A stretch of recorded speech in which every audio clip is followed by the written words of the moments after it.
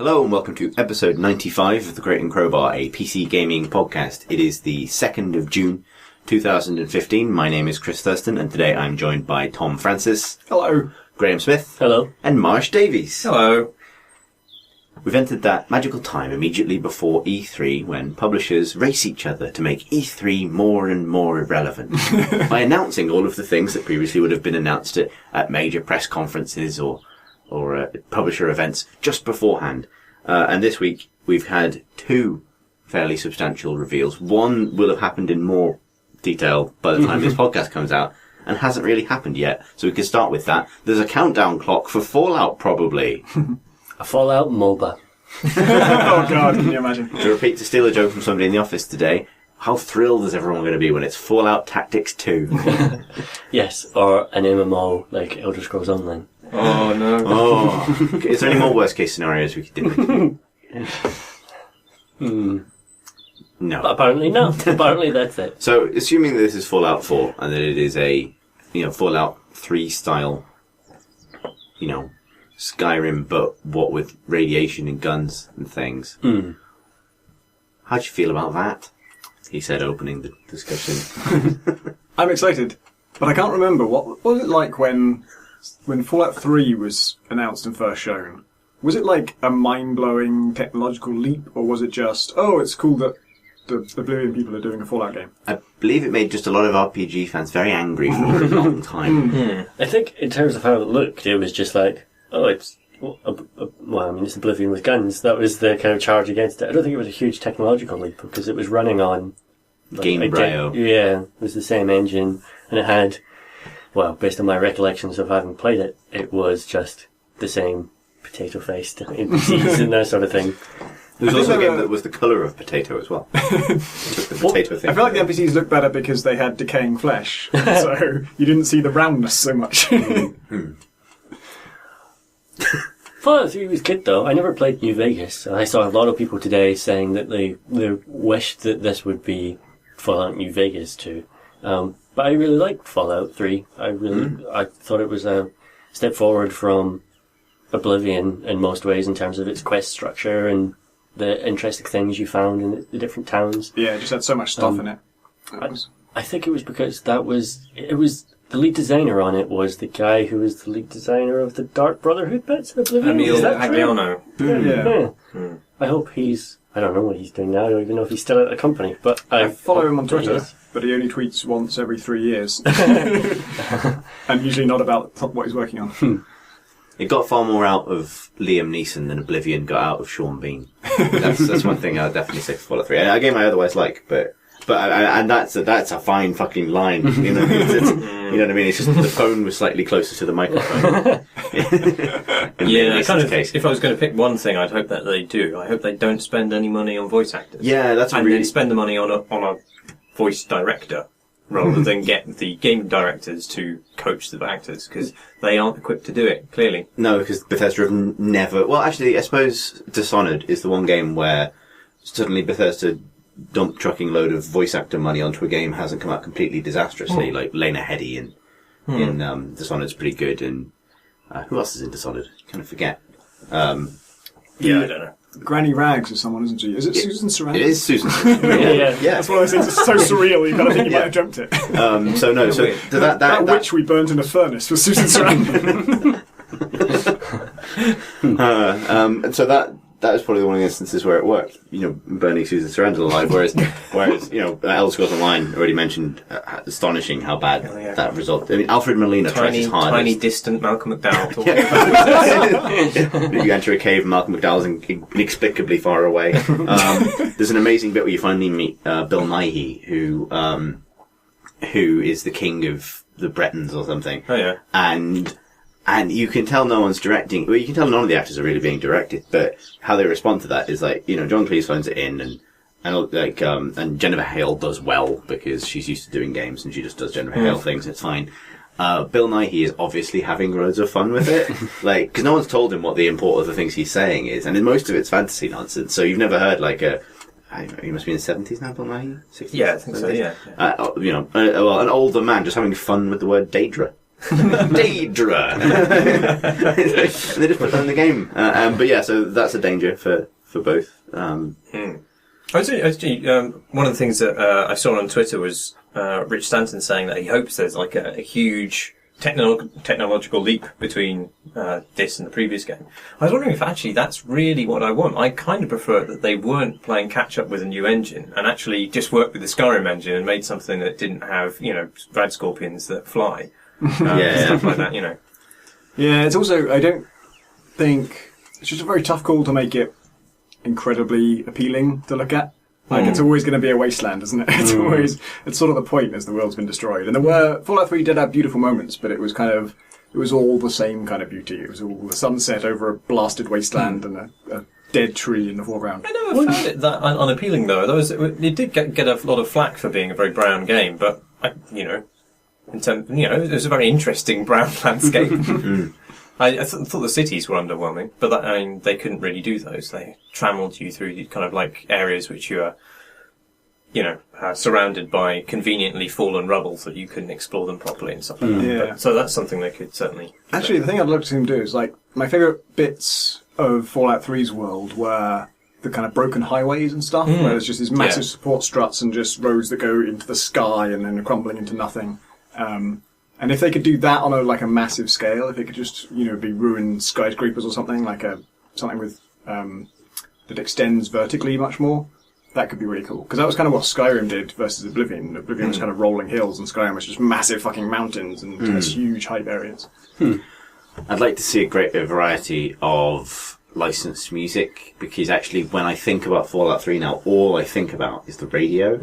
And I feel it makes me feel a bit ill. Like, I think I played that game on Xbox, and I played it a lot, like, played 120 hours. You kind of got radiation sickness out of sympathy. Like, and there's a few tracks on that soundtrack that I could sort of half remember to that infuriating degree, because they've just been sort of, like, repeatedly printed onto my brain by that game. I remember, I really like a lot of the music in the Fallout 3 radios, radio stations. Is there more than one? I can't remember. I just remember that song about not wanting to go back into the jungle that's really racist. Yes. I dug out the files and was like picking out songs that I really liked and listening to them to find out which one I liked, and then listened to my playlist and then checked the name when I got to the one I liked. And got to my favourite one of all and checked the file name, and it's called generic_jazzy. Thanks, man. I'm looking forward to using VATS again. Like, I found that a really satisfying combat system. It's not much good if you're trying to play it in real time, but as soon as you can pause and target specific limbs, that's just super satisfying to, like, it's granular winding. I think we talk about this a lot on the podcast. I'm always surprised that more games didn't just steal that. It does make corners very overpowered, though, that game. Like, the one solution you always have is get a sawn-off shotgun and then just back away from everything until you're around a corner, and as soon as they're around a corner, pop in their head, and their head explodes and their eyeballs roll off into a gutter somewhere. Every time.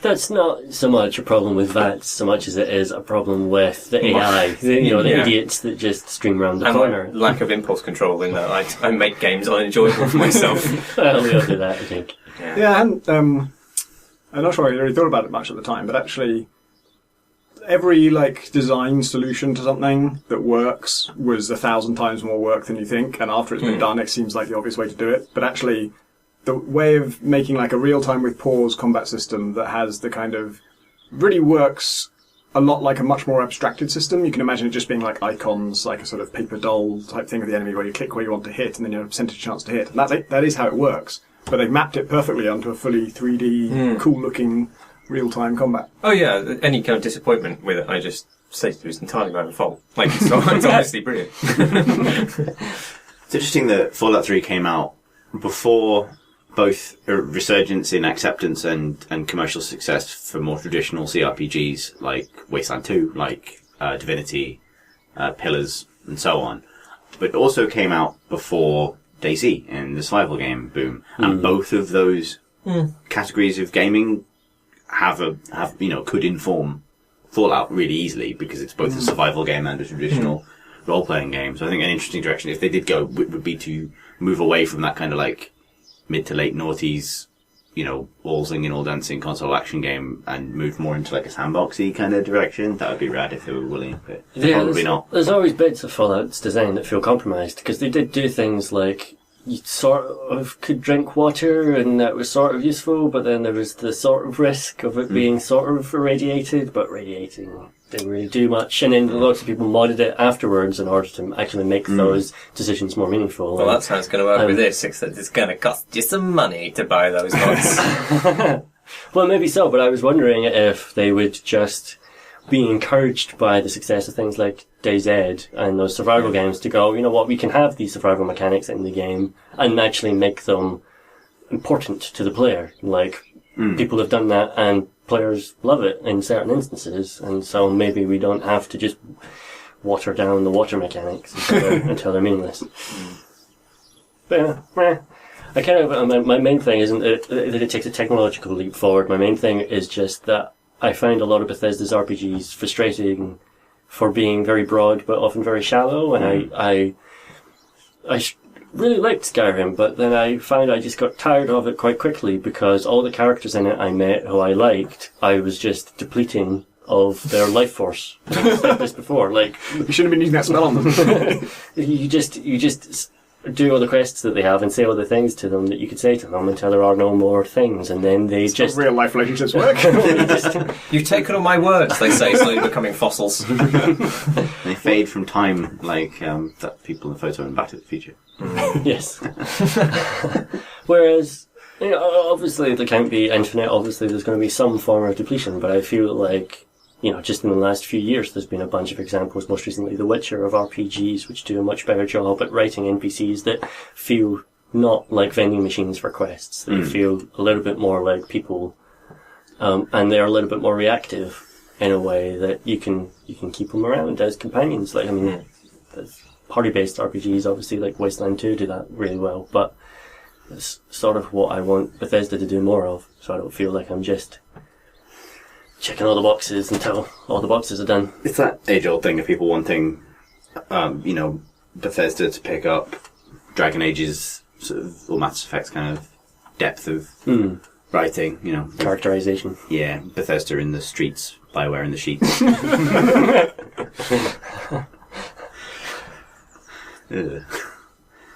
Yeah, the game has been upped for them, really, hasn't it? I don't think Skyrim was all that satisfying to me in the end. I did play it for 20 hours or something, I guess. But it was mostly just the tourism aspect of it, the sightseeing, and then when it came down to actually doing all the quests, there's a kind of a much for muchness, really, and there's not much to them, and the lore is kind of dumb in those games. Yeah, the main quest was crap as always. Actually, I think Oblivion's main quest is quite good compared to... It has some cool moments, yeah. It has you infiltrating a cult and going undercover and doing a bunch of cool things. But yeah, Skyrim's was just... I don't remember most of it. I remember the end of it, because that was awful. It's a gigantic cop-out right towards the end where you capture and tame a dragon, and then you can go for the dragon to fly off to this inaccessible temple that you can only reach on a dragon's back to start the end of the game. And you have to say goodbye to everybody, and it's like, goodbye, I'm leaving on this dragon now, and then it fades to black. And when it fades back, you just stood outside of this temple. And I'm sure there's a dragon riding experience in here somewhere, but imagine it for yourselves. Remember they did that thing, like a month after the game came out, where they gave all the developers who worked on it, like, a week to just mod their own game, and then released it. And one of the developers at Bethesda added dragon riding in. It took them a week to get that working. It was obviously a thing that was in the plan at some point, but, it got cut for whatever reason. This is what happens when you announce the exact release date of your game a year in advance. Because it has ahead of time, some nice sounding numbers in it. it's It looks There's a good. lot of 11s. Yeah. Well done. So also, Just before, but do you think that they are going to do the paid mods thing with Fallout 4? Maybe. Everybody's just deflating. They're going to do it. I sacked you of all your dialogue. It's over now. Valve are going to do it at some point again, and Bethesda are obviously keen. Don't know how many other developers are keen. And what did they say when they pulled it? They said something like, we shouldn't have done it with an existing mod community or something. So, I mean, does that mean they want to do it with the launch of a game, or does it have to be a completely different franchise that has no... Yeah, because the Fallout community already has really passionate Yeah. money community, so if they introduced that, it would be exactly the same situation again, because it would be all the Fallout New Game. Piss off a lot of the same people, for Yeah. sure. Yeah. Should we move on to talking, before we talk about the other game that was announced this week, to talking about potentially Valve's latest underbaked addition to Steam? Yeah, they've introduced, I've forgotten what they call it. What's the word? Refunds. There you go. We've introduced money backs. Yeah, that's right. Yeah. You can get your money back as long as, for any game, without question, as long as you've bought it within previous 17 days and you've played it for less than 2 hours, which obviously seems like a bad news for people who release games which can be completed in under 2 hours. Yeah. So, Does not that sure apply that's to been... the films that Steam is releasing now as well? No, it said no refunds for films. Oh, really? I didn't spot that part. But yeah. Possibly not a entirely... I imagine worthwhile there'll be plan. some kind of... I imagine they've thought about that. Really? And that there will be some kind of... Yes, it's not like they've ever needed to backtrack on any large-scale implementation before. Well, they will probably find out if there's a problem. Then fix it that way. Yeah.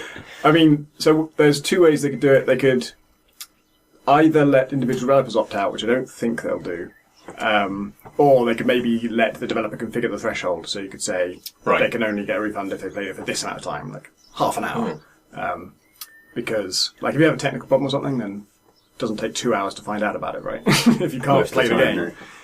no. For me, this is the best news in years, and I'm fucking ecstatic. This is like, if you'd asked me what's the one thing, or if you'd asked me what's the one thing Steam could do to make your life better, this would be number one on my list. And in fact, if you'd asked me what's the one worst thing about game development that you'd like fixed, this would be the number one on my list as well. Because it just means that I don't have to feel terrible about people who can't get my game to run.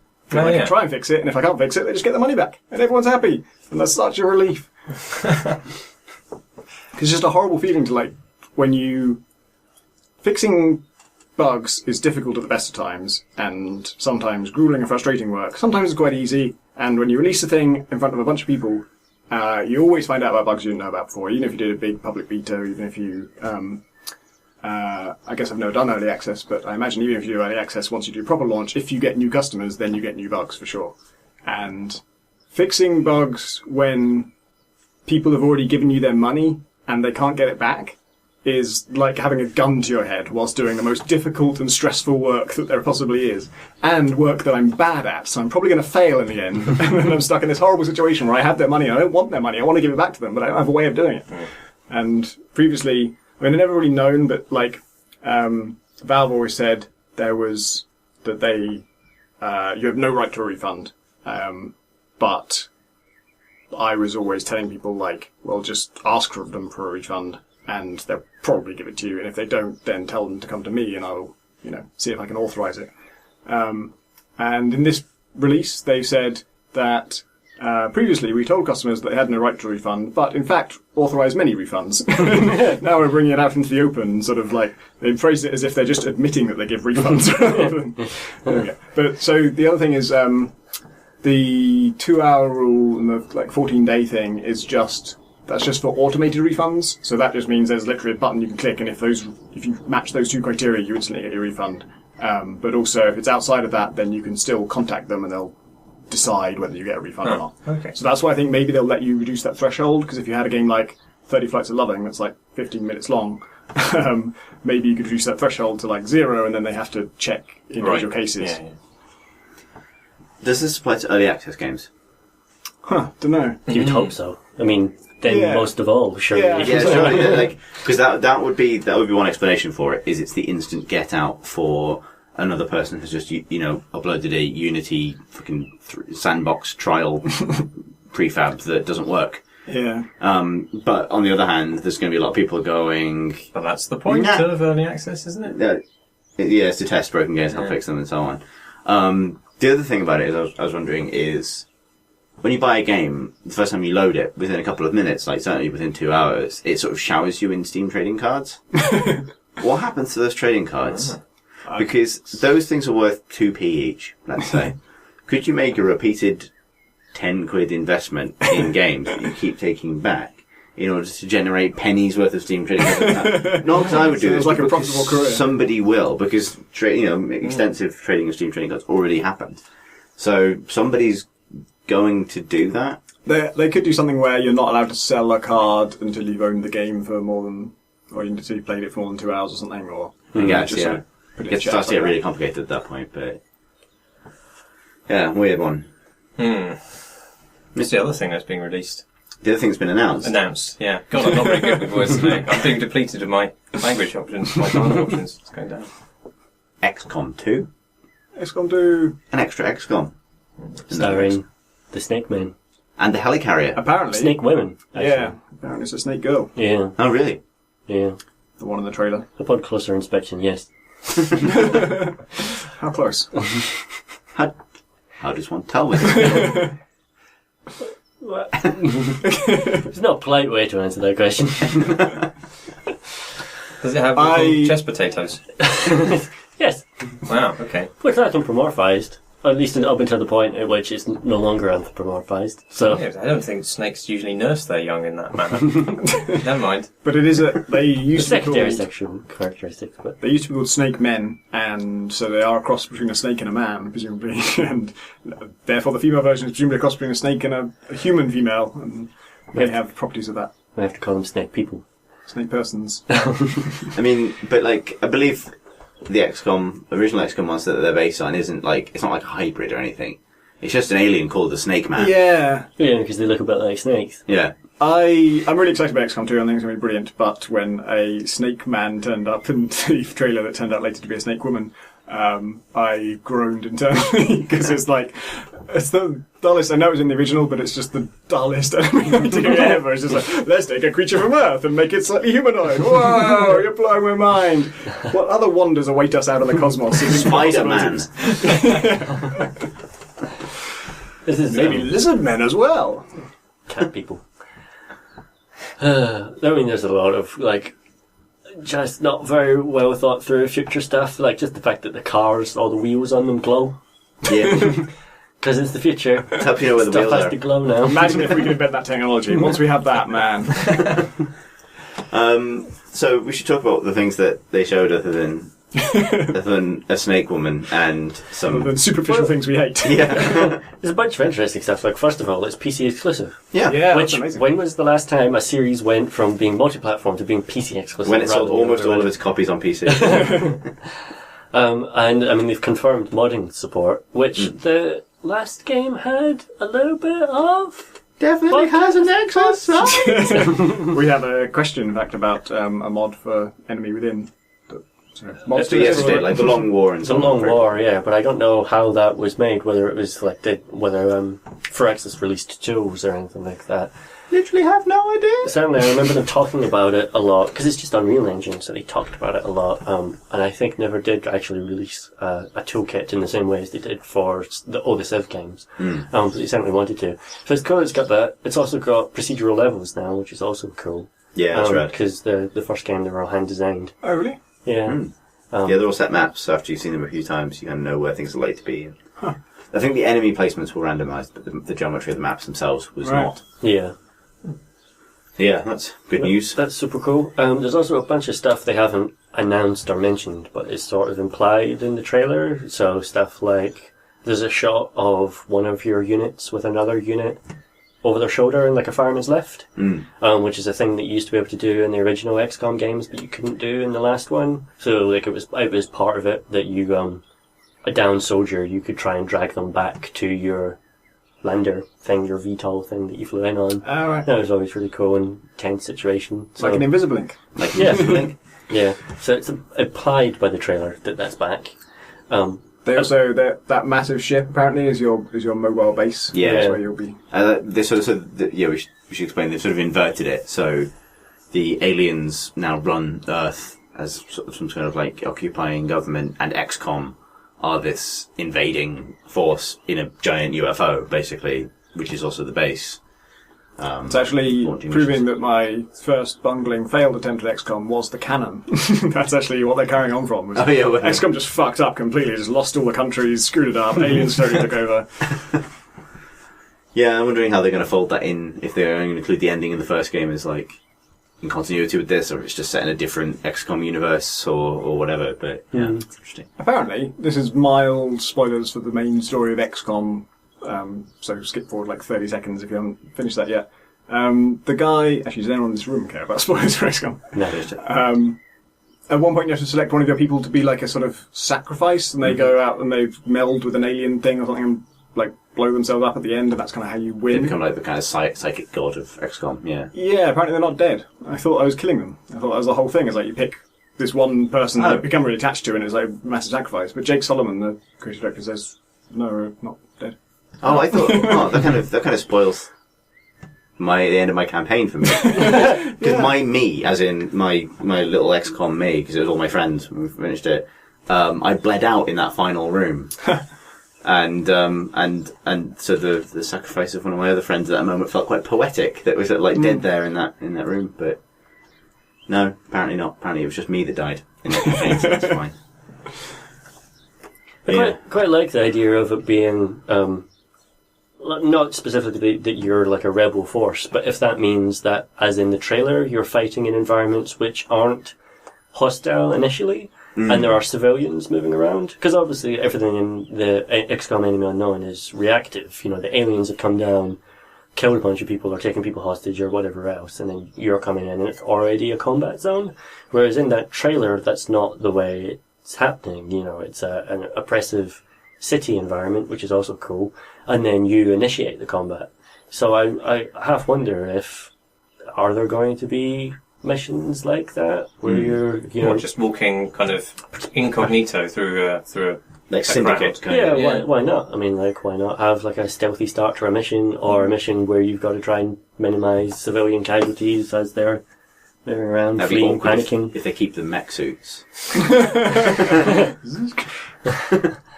But I mean, that just seems more interesting than.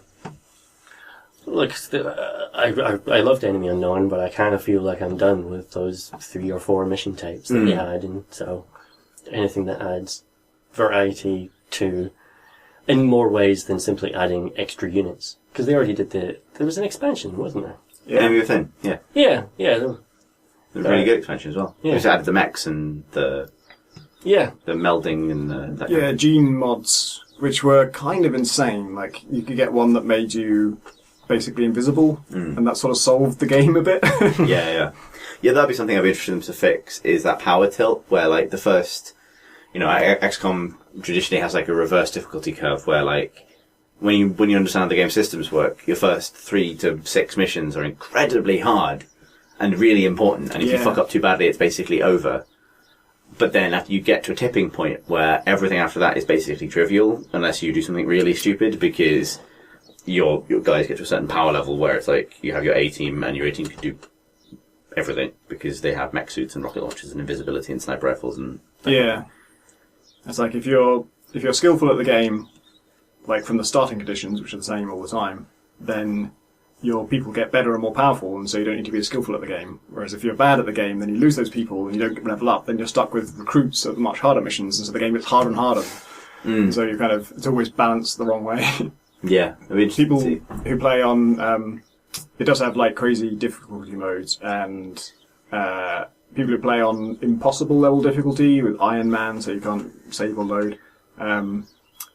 I've read like guides to how to play that, and they all say basically the first 3 missions are the only time you're in danger of failing. Like those 3 missions, there's a certain amount of chance that you can get totally screwed by the dice. Like if you don't get the opportunity to, I forget what it is, but maybe some research item that will let you get plasma guns early. If you don't get that, then you're just kind of fucked. But if you get through those first 3 missions, then there's just kind of a specific way where you can just win now. You can do the right things and get the right stuff and become super powerful. I want them to make the base more interesting. I know that it flies now, but that wasn't my problem. Not good enough. It wasn't my problem with it the last time. It should swim too. It just didn't feel like there was an awful lot of depth to the way in which you built out your base and expanded it. Like, it looked really cool because it was 3D from a 2D perspective with little ant people walking around. But there wasn't much that was tactical or strategically interesting about that. I think it lost a lot from the building mode being separate from the just viewing the base mode. Like you went to a sort of icons view where you build some things on icons. And I never really connected that to what I was seeing when I was just looking at the base. And then also, same with everything. Like everything was tucked away in menus, and technically it was represented in the background, but the background was just a background. Which, like, that's a tough thing to change now because, the original building, base building thing was a grid, right? Being underground meant that it was just a grid that went down from where you started. Whereas if you're building this flying thing, presumably there's only so much you can change the structure of it, right? Like, you can't just dangle a load more rooms underneath it. We've dug a new hole in the ship, so... No! You fools! Then you try and get the adjacency bonus for your power generators, using them as sort of like dragging this massive weight behind you. Why did we even bring this bulldozer? Yeah, exactly. Oh, XCOM. That's the name of the advisor. Yeah. Funny how the rest Jimmy of the world. XCOM. Yeah, canonically, that really gravel-voiced United Council man whose light bulb is broken in his council meeting room is still around. That's to say "Commander" over and over again. He's definitely not an alien. I find it quite exciting when he says "Welcome back, Commander" at the end of XCOM. He really goes for it. Yeah, his voice goes mad. Like, no affection. He's for excited, I think. Yeah. Welcome back, Commander. No affection for that character or XCOM's lore or any of that stuff. even But sure it's he's a such a cool, exciting voice. I'm like, yeah. Like, what's his job? Like, is he like the Kofi Annan of that world or something? Like, in the UK? Isn't that also the catchphrase of Command and Conquer? But welcome back, Yeah, Commander. the kind of iconic line they use in the trailers to make your skin tingle. I don't know, but there'd be an FMV like Carrie Wooper if it was Command & Conquer. Also seems like it's a sound-alike for the guy that does Optimus Prime and all the Transformers stuff. Yeah. So that's happening. Yeah. Cool things. Very exciting. There's swords in it as well. I suppose. Yeah.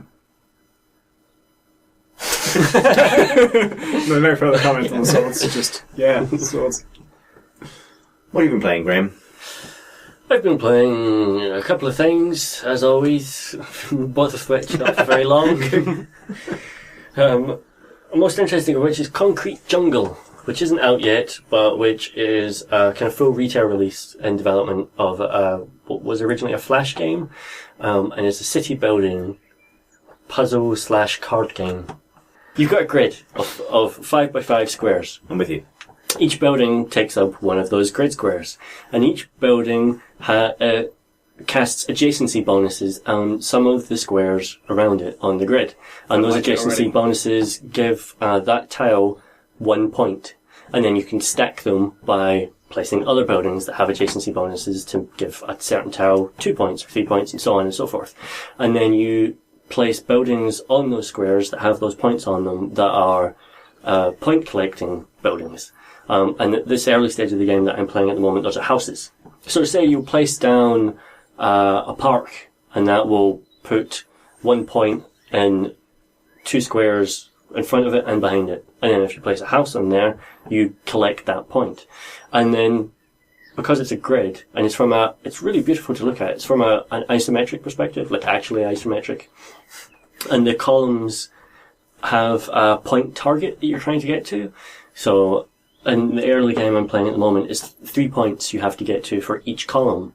So you'll place down a park and a car wash and a library, and then you place down houses to collect those points. And then once you get to 3 points for that column, it vanishes. You've completed that column basically. Wait, shit. And and then the map kind of scrolls along, and you get another column at the far end of it. And so basically it's a game about clearing these columns by placing down buildings like puzzle pieces. Do the buildings vanish? Yeah, so the whole column and the buildings on it just fade away. What if you had like a park there? Is that still... Do you lose the adjacency bonuses from it? No, not if they're still on the map, but if you place, say, a building near the edge of your grid, then the adjacency bonuses that are hanging off the edge of that grid don't appear. And so you can use that to your advantage, because as well as getting adjacency bonuses, you also get adjacency bonuses. Penalties? Penalties. Definitely. Refunds? Adjacency refunds. And so there's strategy basically in the way in which you're placing these buildings down to try and maximize your adjacency bonuses, leaving yourself enough space that you can get each column up to the 3-point target in order to clear it so that you can move along and then try and clear the next column. And you're placing buildings all over this 5x5 grid, trying to plan ahead so that when you get up to what is the middle column at this point, when it's scrolled all the way down to the bottom because you've cleared the two in front of it, you're in a position to be able to clear that. Is there a time limit on this? Like Tetris, things. No, there's no time limit on this. But there are then further layers of complication. So, your buildings that you're placing down are in like a stack on the left-hand side of the screen that are coming up in an order that you can't control, much like Tetris pieces do, and you can see what the 4 or 5 next buildings are going to be. And at any one time, you can choose between 2 of those buildings that are at the top, so you can make a choice between which one you want to drop, and one you can just ignore or wait for the better moment. But those cards also have point ratings for their expenditure cost, or their economy points, I think they're called. I think it's expenditure points and economy points, which doesn't quite really make sense. But economy points give you points which, once you reach a certain level, you can use to buy other cards that then get shuffled into your deck. So they'll come round in an order, and they might be one-use cards, or they might be cards which are just a permanent part of your deck that will keep coming around until you complete that level. Whereas expenditure points, once you reach a certain level where all the buildings that you've placed on the grid have taken you up to, say, 30 expenditure points, the target for all your columns goes up. So it has this kind of ramping difficulty thing. So instead of having to get 3 points in each column in order to clear it, you'll have to get 4 points in each column in order to clear it. So as well as placing all the buildings and being very careful about how you're positioning them, you also have to be keeping an eye on how much are you getting in terms of economy points, how much are you getting in terms of expenditure points, to make sure that later on in the level it's not going to be too difficult for you. And if you ever get a column where you fill up all 5 squares in that column and you haven't hit the target, then you can use a life point to force clear that column, but you've only got 2 of those. Well, 3 technically. 2, and then you've got none, and if you try and do it a third time, then it's game over, basically. Right. And you have to start again from scratch. And so it's SimCity in the sense that you are building a city, and it looks really pretty, and as you're placing down these buildings, roads circle around them, and cars are driving about, and it looks great. And you're thinking about the same things you would be if you were doing urban planning. Like all the adjacency bonuses make sense. Like the fact that factories give you a penalty to the buildings, to the grid squares around them, that make you not want to build houses there, or that you want to try and cancel out with schools or greenery or bus stops or whatever. That sort of stuff. The fuckload of bus stops. Yeah. So you're thinking about the same things you would be if you were designing a city in SimCity or in real life. But it's all got this really simple mathematical underpinnings that turn it into a puzzle game, which I find quite compelling. And I'm still really early on in the game, and it's adding more things in. So I've just got it's just introduced a mechanic now where if you place certain, so each building card has like a class. It's like it's a type of card.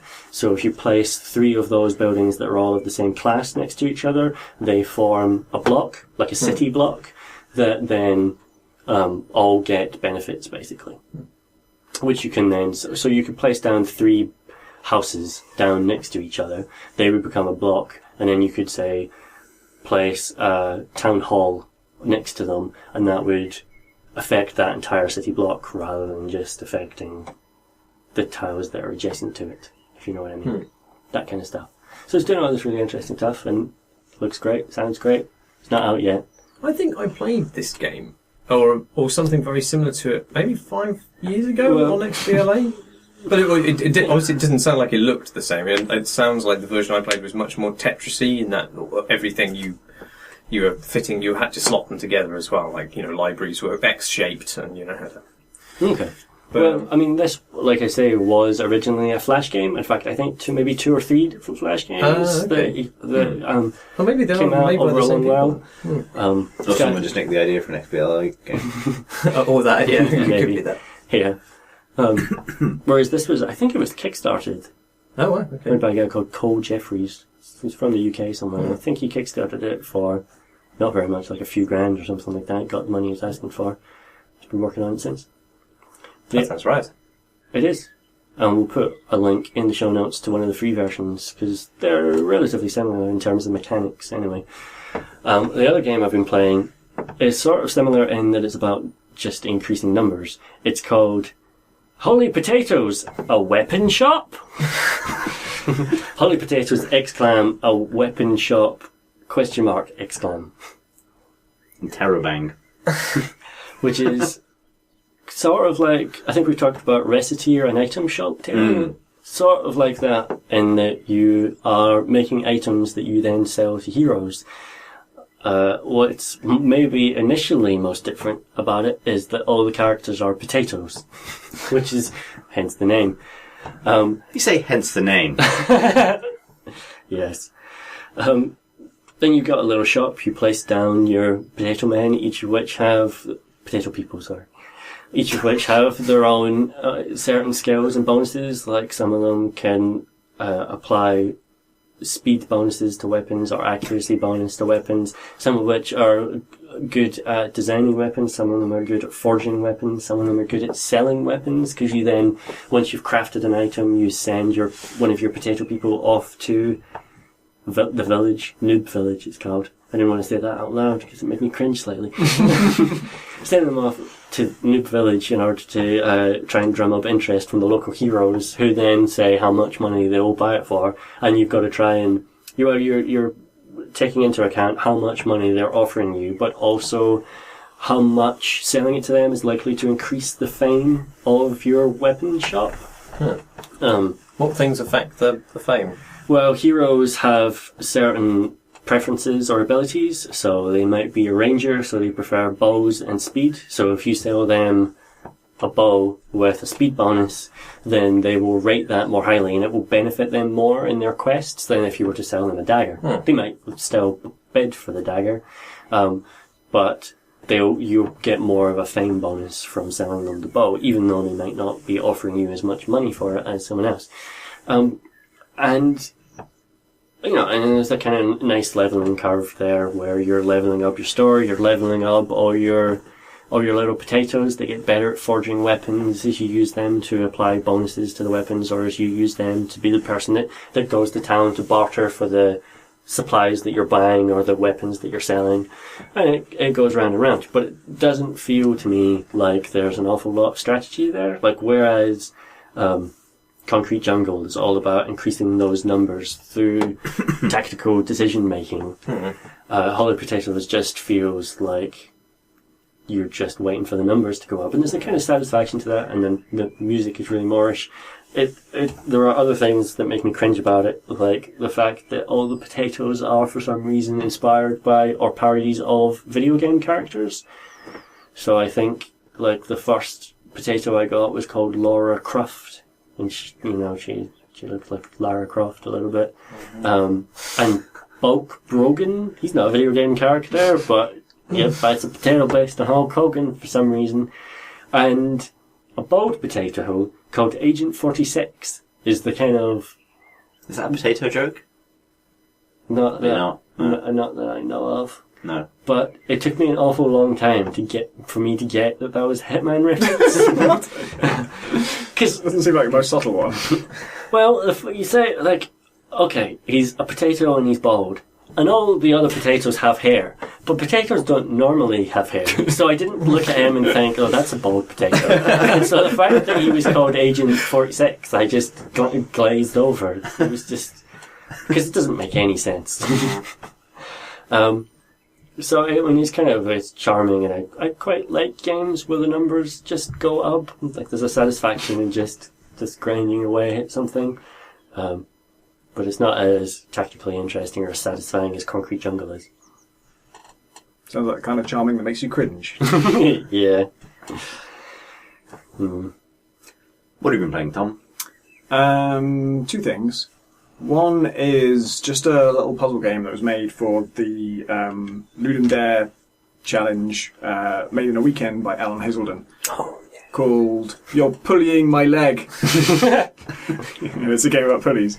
It's made in puzzle script, and the amazing thing about it, and this is explained on the site, but I didn't read it, and I wish I had known it before I started playing, is that it's just one level, but it plays like a game that's about 10 levels, just because that one level is so like, complicated isn't really the word, because basically each challenge you face is simple, but it's like 10 levels joined together into one like level. And it's not even a really long level in terms of space. It's just incredibly intricate. Every puzzle you solve in it reconfigures the space in such a way that now you have a new puzzle to solve because of the things you just did. So you've solved your short-term objective, and you know what your short-term objective is pretty well, but each time solving that creates new objectives for what you want to do next. There's new obstacles, for what you're going to do next. And so you are side on, and it's a cave. You're at the entrance to the cave, and there's light shining in through the entrance horizontally.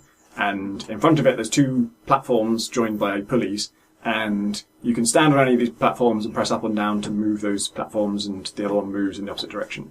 So you go down into the cave, and then the objects that you can kind of push around are these angled mirrors. They're all angled at 45 degrees, but a different 45 degrees for each one. And so the first thing you need to do is get a mirror that is that's sort of reflecting horizontal things to go downwards, and put that on the pulley platform, and then get on the other side and push that one down so that you can lift the mirror up. And then you get that mirror in front of the light beam that's coming in from the entrance, and now that light beam is being reflected down. And your ultimate goal is to get that light beam all the way to the bottom of the cave. And it's only about 6 or 7 floors, I would say, but it's incredibly tight and very, very intricate, with ladders and platforms and different layers to the caves. And your first objective is just to kind of, if you get that beam, there's certain like blocks blocking your way, and those blocks have a kind of like sun icon in them, and that means if light hits them, they get destroyed. So your short-term objectives are get the light beam to this block, and you know if you ever see a block like that, you have to destroy it because it's blocking your way. And so your short-term objective is always just figuring out how to destroy those. And then once you've cleared those, that opens up new pathways for you to get to new areas. And sometimes that's as simple as like there's physically no way to get to the next area, so we have to destroy those blocks. But other times it's just that block is blocking a ladder, and I can get to one side of the ladder and I get to the other side of the ladder. But if I want to bring this mirror up, I have to put it on this one pulley platform. It's the only pulley platform that goes between these two floors. And when it's on there, there's no way for me to get up at the same time, because I have to take the platform down to push it down. So I need a third way to get between these two floors, and that block is blocking it, so we've got to take out that block. And so the things you have to do to destroy those blocks, the arrangement of mirrors to get the light beam to hit those blocks, is one puzzle. And then once you've cleared them, now you've got to rearrange all the things you just arranged to get the light beam through the gap that you want to get it through, to get it further and further down into the cave. And like every Alan Hazelden game I've played, it seems completely fucking impossible. But this and Mirror Isles are my favourites of his, because they're both very short in terms of, well, yeah, they took me about an hour or maybe an hour and a half to complete this, and which is a long time for a level, but a short time for a game. And Mirror Isles was, I think, 10 levels, and we'll be talking about 2-3 hours. And they're both just kind of at the exact right pitch of difficulty where it seems impossible, but then you kind of have an idea, or it seems impossible and then you're thinking it's going to be a nightmare, and then you just have one little insight that makes you realise, actually there's a way around this, and I don't have to solve that really complicated problem, I can solve this slightly simpler one, which is still incredibly complicated. And it's always threatening to become too claustrophobic or too obtuse and too difficult to even approach, but it's simple enough in its elements and simple enough in the setup that it kind of frustrates me that I can't solve it, and so I keep thinking about it. And I probably gave up on pulleying like 5 or 6 times, but my giving up on it would be just like, I don't think I can do this, and then just tab back to Twitter or whatever and tab back to the chat room, and then like 3 minutes later be like, I'm sure I can do this, or just like, let me just take another look at it, because there are so few elements, and it's so there will just be like 3 ladders, 2 blocks, and 1 pulley thing in the puzzle that you're currently trying to solve. And so it defies belief that you can't solve it. And I really, like, I go through this every time with these games, but I really got to the point where I was just, I just wanted someone to tell me this can be done. I just wanted someone just to, like, say, I've done this. Because I just kind of stumbled, it was just linked on his website, and I was there for some other reason. And so it wasn't like someone had linked me to it saying it was great and that they'd finished it. So I didn't know for sure that anyone had ever completed this. So part of me was thinking, maybe he's just made an impossible game. Maybe he's literally made a game he can't complete. Which is a terrible thing to think, because his games always seem impossible and are always actually really, really clever. And yeah, something about this one, like, the difference is, another one of his I played is, I think I've mentioned it in the podcast before, train braining, where you have to draw train tracks to get a train to pick up some passengers and deliver them to the exit. And the problem is just so nightmarishly complex from day one. Just the absolute first level is just, oh my god, my brain, Jesus fucking Christ. And that's not a kind of, there's something kind of wry about pulleying, because it's like, here's the puzzle, pretty simple, but how the fuck is it possibly possible? Like, the elements are simple, but the leaps of logic to solve it are really advanced. And then the train one is just like, the elements are no way simple. This is a massively complicated engineering problem. It's just going to take a long, long time for me to solve this. And yeah, pulling is just so satisfying. The way it's proper genius. I don't know, I can't even imagine how he goes about building these things, because every block, I mean, solving these puzzles is hard enough, but to design them, you'd have to know not only these incredibly clever solutions, but also make sure that everything the player does in the process of this sets them up for the next challenge, and not just puts them in a position where the next challenge isn't broken, but also makes it challenging. You know, there really just has to be one end state for each puzzle, otherwise everything is so fragile and so delicate that if one block was out of place at the end of the puzzle, it would just break the entire logic of the whole thing. And I started to realise, like, even in the passageways of this cave, the fact that this passageway is 1 block tall for these 5 squares, and then on the 6th square becomes 2 blocks tall, seems like just an aesthetic thing. And then, like, 15 twists of logic later, you realise it has to be that height. It has to be that height there, and then it can't be that height for the rest of it. Because there's some reason, like, you need to be able to get over a block on that particular space. Or you realise, like, there's no reason for this ladder to be in this particular position, but then you discover, actually, there's another puzzle you solve with this pulley that leaves the other end of the pulley platform at this weird state, just kind of hovering in midair, so you can't get to it by, like, you can't drop down from above and you can't climb up from below, so you have to be able to climb up that ladder and then stop 3 squares up on the ladder so you can walk off into a space that was previously empty space, but just the pulley happens to be there and there was one particular eventuality. And then at the end of it, you get down to this gem thing, and I thought that was the objective, to get to the gem, and that's, you win the game. And got to the gem and, like, walked into it, and my guy just pushed it, just, like, pushed it off its plinth. Oh, and no. Stuck in. You can always undo, they just press Z to go back one move. But the bigger problem was, like, well, what the fuck do I do then? Do you have to get it all the way back up again? Well, so one thing was getting to the gem, and then I realised, it's probably got to get to the light beam to the gem. Maybe the light reacts with the gem in some way. And I got the light beam to the gem, and the gem then shines out light from all directions. Like, hooray, I've done it! Nope, the game's still not over. And then again, because it's like, it's this very prototypey thing, I'm thinking maybe there just isn't an end. Maybe this is, what you're supposed to do, but maybe nothing actually happens. But I thought, no, Alan's probably made it brilliant in some way. So then I realised, well, what's the other thing I could do is get the gem back out, like all the way back up through all the puzzles I just solved, like haul it up, like putting it on pulley things and winching it up. And actually that is not that hard. It's the only time when it's increasing in difficulty. That's easier than the last challenges you just solved. And yeah, that is the objective. You just got to get it out into the light. And it's really just neat, self-contained, satisfying puzzle. Rad. And the other thing is, we know The Witcher 3, like, probably we all have, but... I haven't. Okay. I want to talk about Gwent, the card game that you play in it. Because Tom Senior mentioned before, when he was talking about The Witcher 3 in general, that it was brilliant and he was addicted to it, and he was, like, half playing the game just to get more Gwent cards and just to play more Gwent. And it's not at all my kind of thing. At least I don't think I've ever played a collectible card game, really. And it's a collectible card game within another game, which also puts me off it because I kind of hate irrelevant mini games. Like, it really kind of bothers me that GTA has all these fucking tennis simulations and poker things, and it's just like, I always think that's just a waste of the developer's time, and they could have been making the game itself better. But in this case, it's so it's just really unusual. I think if all the minigames in GTA were completely new games they'd invented, I'd be quite interested in them. And this is a game that, as far as I know, they've invented. Is it? Yeah, as far as I can tell. And so you have like a deck of cards of like 22 or something, or maybe 30, and then in the game you play against one other person. Single player games, you're playing against AI.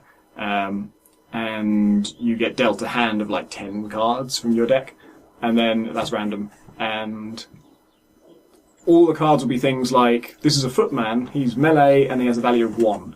Or this is an archer and she's ranged and she has a value of 5. Or this is a catapult and it's an artillery and it has a value of 6. And those are the 3 kinds of things, it's melee, range and artillery. And that just determines what row they go in your kind of army. And you place those cards, each round is you placing a bunch of cards and the enemy placing a bunch of cards to make a kind of army. But which row they go in doesn't actually matter that much in the basic kind of evaluation. Like, all that matters in terms of who wins is what the total is of all of them. So if you place a 1 and a 6 and a 7, doesn't really matter that one's an artillery, one's a ranged, one's a melee. If that's more than his total number, then you win that round. The only time that what type they are comes into play is you can then cast like weather cards that frost makes all melee units go down to a value of 1, and that applies to your side and theirs. And rain makes catapults die for some reason. Catapults go down to a value of 1. By making the ground muddy, I think. And stuff. Right. And fog makes ranged like archery type units go down to 1. And the weirdest thing about it, there's loads of weird things about it, but the weirdest thing about it is the kind of structure where you do that and that's just one round, and then whoever has the most points wins. But the particular way you place the cards is you take turns to place them. And if you pass, if you don't want to place a card, you've surrendered your whole round, basically. You're not going to get to place any more cards no matter what your opponent does. You don't get a chance to react after they place another card. So if you pass, you have to be dead sure you're going to win, or you've given up. So that's absolutely horrible. Because you get into situations where you're playing a card, you play something, they play something, and they've beaten you now, and so now you've got to play another card and you get ahead of them, and you decide, okay, I'm going to recommit to this round, I'm going to play this other card that's much better than theirs, and then they play another card that brings them to a total that's just 1 less than yours. And you're like, oh well, I've won, so I can just pass now. But then you realise, no, I can't pass, because he might play something else after that. He might have anything. He might have amazing cards after that. He might just pile down all of his deck to win or something. And so now I've got to play something, even though I'm already ahead and I don't want to play anything. There's no way to just not play anything at all. So I've got to play some kind of card, and often you want to open with your least valuable cards, because you kind of want to feel the enemy out, see what it's going to do. You don't want to put down like your highest value card, and then they cast a weather card that neutralises it. So you want to play it as cautiously as possible. So you don't have any low-value cards left. You've just got these amazing things. So like, I'm already winning, and now I've got to burn up one of my most amazing things just to sort of, I don't know, make sure I'm going to win. And it becomes like poker in that you are betting on your hand, deciding how much to invest in your hand. And if you're going to lose it, then everything you've put in is wasted. And if you're going to win, then obviously that's good. But the hand is persistent across all 3 rounds. So it's a best of 3. Which means you could play 2 or you could play 3. And you don't get any new cards, or like your special ability for one of the leaders is you get 1 new card between rounds. But in general, your deck doesn't get replenished. So if you spend like 8 cards in your first round, even if you win it, now you've got 2 cards for the rest of the game. And that's just it. And I got in a situation where like, I won 1 round where, I'd be interested to know, you've probably played further than me, Graham. Have you played anyone else at Gwent other than the starter guy? Yeah. Is the AI good? I've been beaten by the AI. Yeah, me too. But I don't know. Like, the few games that I've won, mostly I've used the same strategy, which is because it feels like it's a game of chicken for the reasons that you've just described. That you're betting that the cards left in your opponent's hand aren't good enough to be able to easily dismiss the points that you've put down that far. And so the way I've won the few games that I've won is by that first round losing, almost on purpose. But only after having put down a lot of points, so that my opponent has to put down even more points in order to beat me. But I've left a few important cards behind that then let me win the second and third rounds, where my opponent is basically helpless at that point. And that might be a problem of AI, where the AI is too stupid to see what I'm doing and to pass and give up, or it might be just that the players that I'm playing that early in the game are the human beings are idiots. Yeah. I don't know, and I find there's a lot of stuff about Gwent, and I'm enjoying the games that I played, where I'm sort of, because isn't it pay to win? Yeah, this is like my a problem with it. pay-to-win game. Is that in poker, like, you understand the probabilities of somebody getting a 'Cause particular you're all hand, and you drawing can see from what deck, cards are on yeah. the table. You kind of know what the likelihood is of getting certain hands. But in Gwent, you don't know what they have. They could have amazing cards that you've never seen before. That will just wipe you out. And you're like, well, what basis am I making any kind of bet? I don't know. I mean, maybe I've missed something, but it seems to be a betting game in which the odds are completely out of your ability to predict.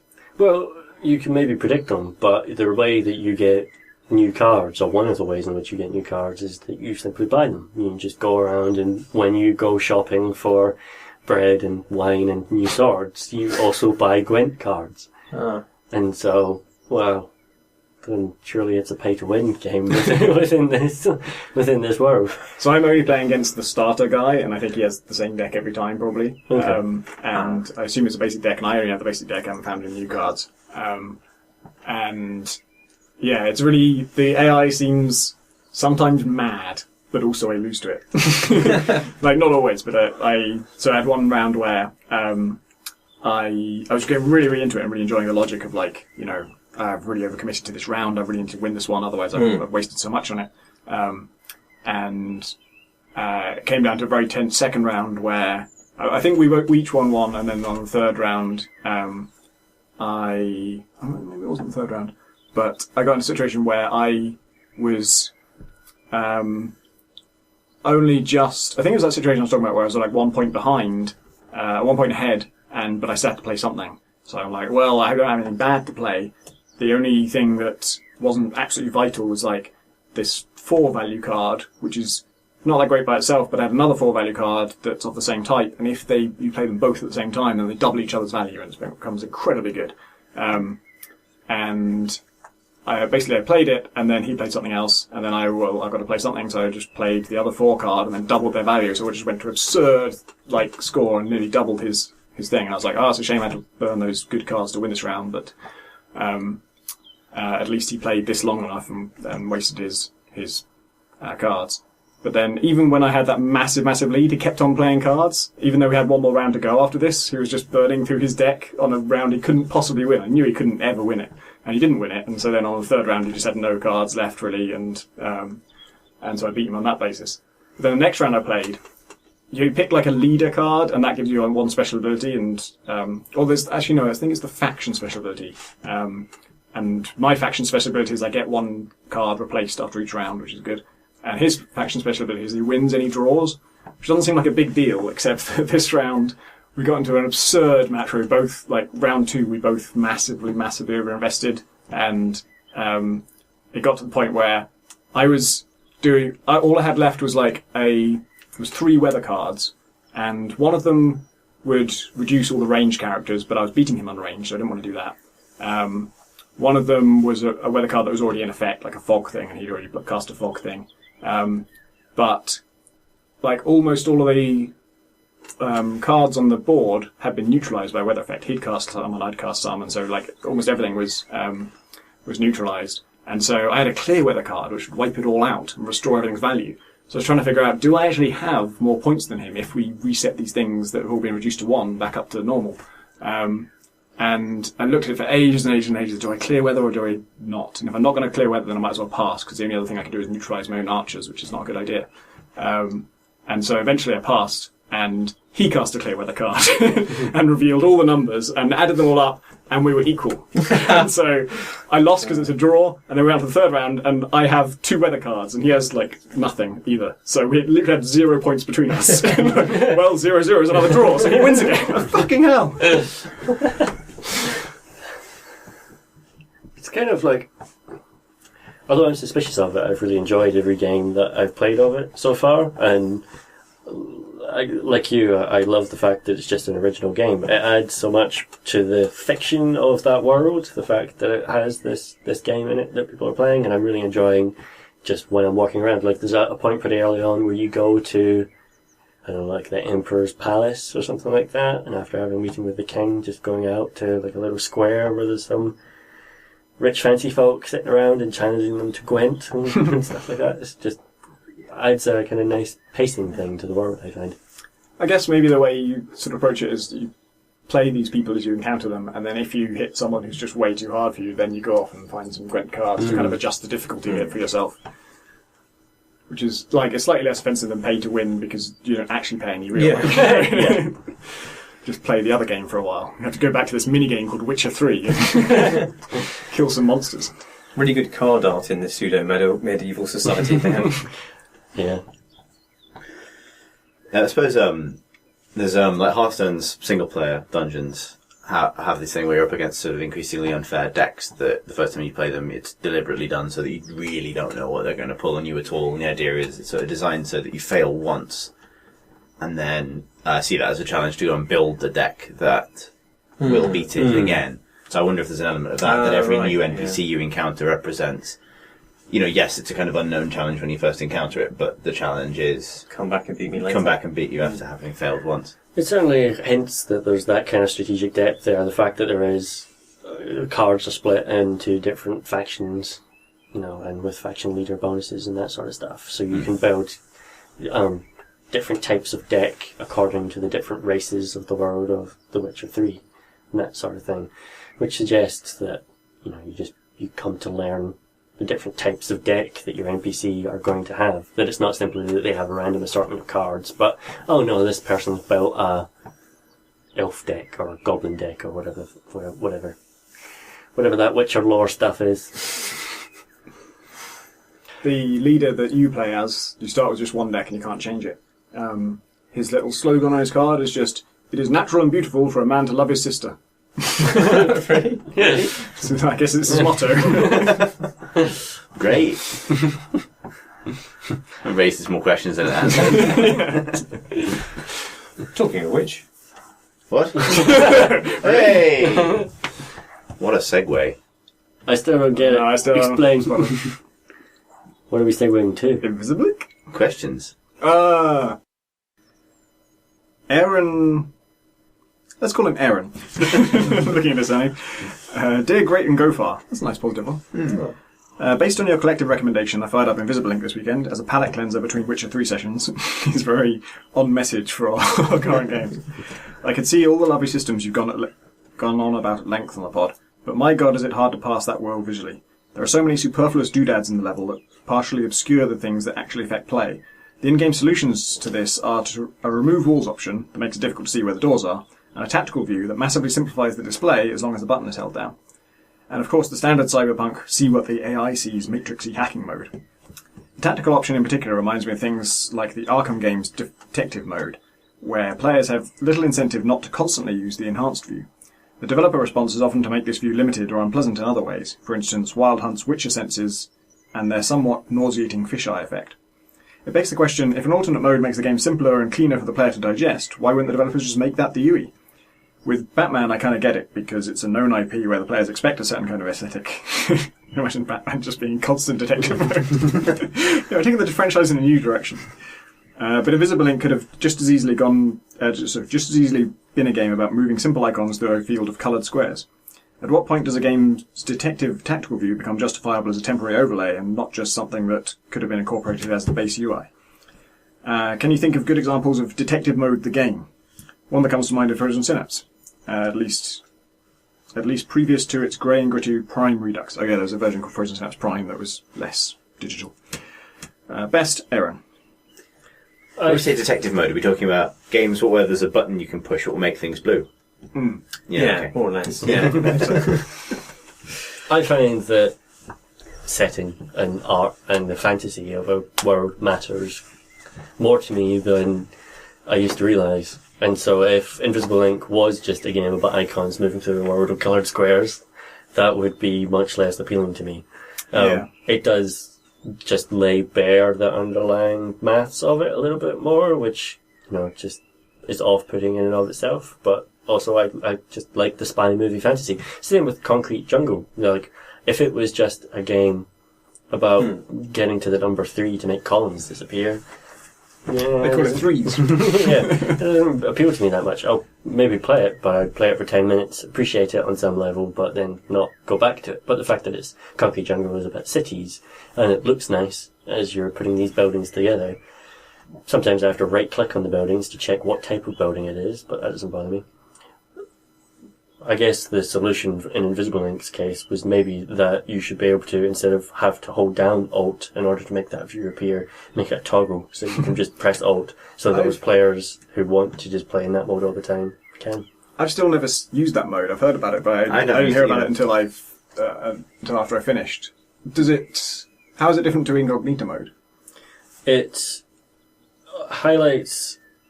So it makes the floor grid really clear. It makes the grid squares that you can move to with your currently selected character really square. It highlights doors, so one colour for a door, one colour for a locked door, one colour for a currently open door. Incognito has that. It also highlights cover in a way that I don't think Incognito does. Like it turns like the cover objects that might be, lamps or statues or bookcases and things in the regular game into blocks that you can get behind. Yeah. Which is the thing that Incognito doesn't do, because that's clear. It doesn't have all the floating numbers above things that you can hack that Incognito does. It seems to me like Invisible Link's failing is maybe not having that as a separate mode, but rather not unifying the 3 alternate modes into one alternate mode that would just reveal everything. Like, I actually really like the sort of trope of having a mode you switch to where everything is completely clear, because the objectives of making things clear and the objectives of making things nice to look at or representative of what they're supposed to be are very different and often incompatible. And so I guess that's the answer to the question, is like, it's probably just not possible to make a game that looks like the thing you're trying to represent and is also perfectly clear. And given that, it's much, much nicer to have a key I can press to just see how things really work and then switch back to the nice-looking mode. But I see his complaint in that there's... designers often struggle with it. Like, I think I really dislike Dishonored's solution, which is like you have this cool vision mode that can see everything through walls, and it's really, really useful. And the way they dissuade you from using it is it just runs out and you have to recast it. It's just an annoyance. Like, I think the mana or whatever it is that you use to cast it replenishes. Like, it's not big enough that you need to actually drink a mana vial, so it's not a real cost, it's just a kind of maintenance, like friction, irritation cost. And that's an approach I don't like. I want it to be, if it really is free, then just don't bother me about it, let me keep it on. But, I think there are loads of different ways of doing it. Far Cry 3 I really liked for just integrating it into the world, so the ability to see people through walls was the thing it needed to get in there. And so if they are through a wall, then you see them as a faint shadow, and it was quite unobtrusive and it wasn't garish, it didn't ruin the look of the game. And if they weren't through a wall, then you didn't see them. If they weren't tagged, you didn't see them. So it was only when it was relevant it would kind of merge quite nicely with the main look of the game.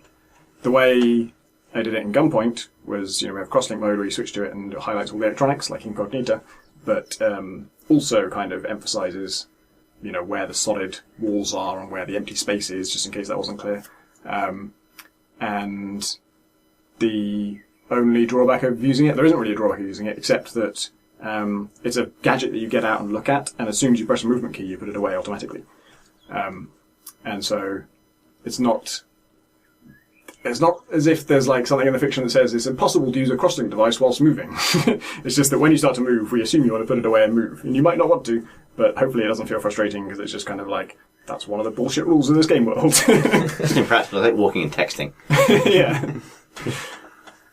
I've spoken on the podcast before about how much I hate Magic Vision solve game design problem mode, which is not the hacking modes in Crowbar and in Invisible Ink, but the Dishonored's see-through wall stuff, Deus Ex's, new Deus Ex's see-through wall stuff, where functionally it solves the problem because those games are about information, they're about what you know about the guards and what the guards are going to do, and about how you respond to that. And there is apparently no there's no more, interesting or less gamey way to convey that information to the player than just literally stripping away the game world momentarily to show them, AI automata walking around in a particular way. Like, I love Invisible Link's solution to that, because it's interesting that Invisible Link gives you so much information, but that most important piece of information in a stealth game is something that it gates off from you in a bunch of quite interesting ways, or it makes you really work for. Like, because often the most vital information is, what's that guard going to do next? And if you can see a guard, you can spend an action point to see what he's going to do next, because your agents can tell whether he's stationary, whether they're patrolling, whether they're searching, and also what they're searching for. You can see, like, what particular thing in the environment that guard's now interested in. And you know how you know that, but that information is more... Look at him closely enough. But it's more interesting than what happens in most stealth games, which is where you watch one lap.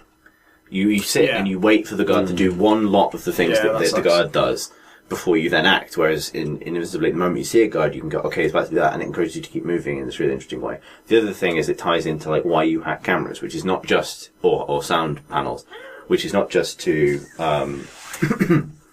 deactivate them to protect you, but it's like every time you hack a drone or a camera or something like that, you have this couple of seconds of really useful bonus information. And I'm thinking you can also use that to predict guards' movements. Like if a camera can see the guard, I believe so. It might have to be an agent. So I seem to remember I had an agent where we discussed this just now off air, but I had an agent whose job was just to sit on guards back at base. And so she had loads of free action points. She wasn't going to come with the rest of them because we needed to keep these guards unconscious, and pinning them down to the ground is one way to do it. And so she was just sitting there, but every time we had vision on a guard, if an agent has vision on a guard, a different agent can't spend action points to predict them. It has to be the one who's seeing them. But if a camera can see it, I think any agent can do it. And so she was sitting about base and just sort of observing people through the cameras, just like sensing, by the way, guys, I think the guard you just saw is going to go left 3 paces and then right 3 paces.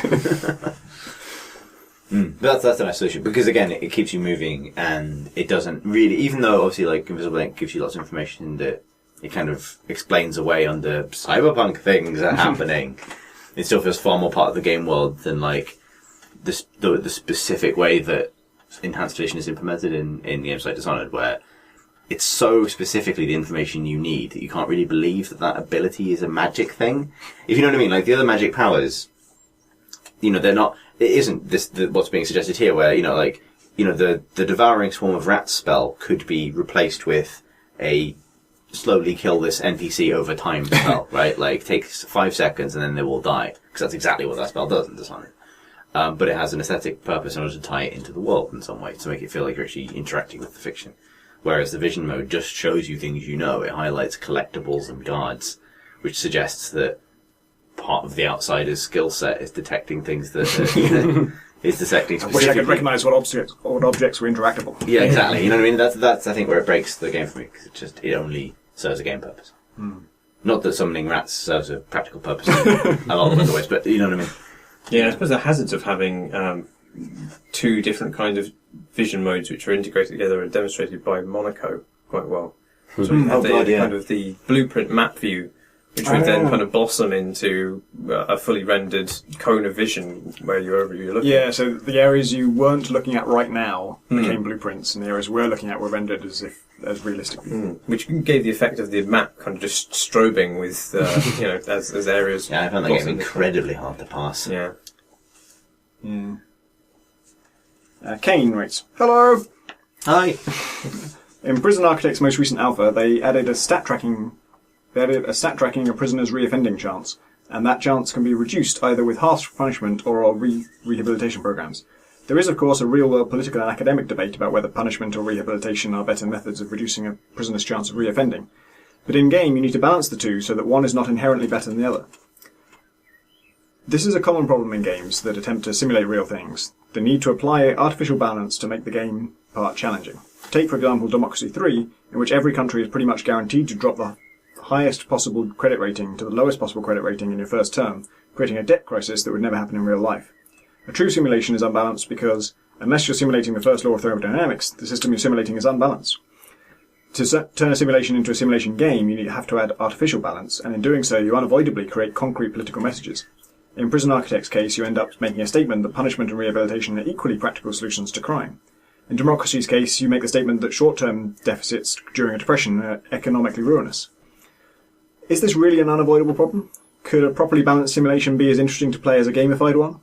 Does artificial balance risk giving people incorrect messages about complex real-world systems like crime and economics? Is the root of the problem that, in real world, balance is provided by human irrationality, and your distance as a player allows you to remain unrealistically rational about the systems you're interacting with? Is there a way to prevent that for a game designer to make a player behave irrationally? What is the maximum number of questions allowed for one question for questions? Have a fantastic pod, Kane. Sort of interesting, because implicit in this is the notion that there's actually, for example, a correct answer to the balance between, for example, punishment and rehabilitation. Yeah. Which is in itself a political statement. Like, I mean, well, you might say that it's the age-old thing. You might say that, enough studies have been done, enough peer-reviewed science exists to say that rehabilitation is successful and punishment is not. If the game reflects that, it may well be reflecting peer-reviewed science and whatever, but that is still political. And that process is still political. So, regardless of what you do, and whichever way you aspire to weight the simulation to teach players something, you're still making something political. Is that his point? I thought he was just saying that, in fact, in order to make it a game, you have to have it so that it is balanced neutrally. Like, it just wouldn't be a fun simulation to play with if there was a right... If there was a didactic if it came down on one side or the other. I don't know if that's true, though. I'm not sure. I don't think Sims have any particular onus upon them to create balanced things, even from the perspective of creating enjoyable gameplay systems to play with. I think you can make it a perfectly enjoyable prison sim and come down on one side of that fairly heavily, I mean, there are other, as we know in real life, there are other reasons why prisoners are punished rather than rehabilitated, and it's partly because of, like a social need for revenge, amongst other things, and that can be manifested in other ways, like funding from conservative governments would be one way in which that could be fed into that system to balance it, I think, as it is in real life. I think the issue, I think that's right. I think the issue is partly that, like, in order to systematize it, you take away enough of the factors that govern that kind of thing, simply in systematizing it, that you're still making a kind of a weird statement about reality in some ways. So, for example, if you implemented that, funding is more likely from a conservative punishment if from a conservative punishment, from a conservative government. Very accurate. Yeah. If you opt for punishment, would determine that was exactly the case, whereas what's possible is that the administrative governing body of a prison assumes that that's the case due to other social pressures or other social assumptions, and instigates that policy on the basis of what they think is necessary of them, which is a really common pattern for failure in management structures, is everyone assuming what the person above them wants and getting it all wrong, and that being based on tons of social and interpersonal factors that you either simulate them all, at which point you've gotten down to the first law of thermodynamics, and we're in it's fucking snow crash now, or you say no, this is a game where if you want the conservative money you do this, and if you want the progressive money you do this. Is that the case with democracy, though? Is he? I don't know. The game or the thing? No, the Klifsky's game. Yeah. Is he trying to create something which is gamey, or is because he's made it significantly more complex with each iteration? Is he not eventually going to create Snow Crash? Isn't that his aim? I don't know. We should probably just ask him really on Twitter. Are you trying to recreate Snow Crash?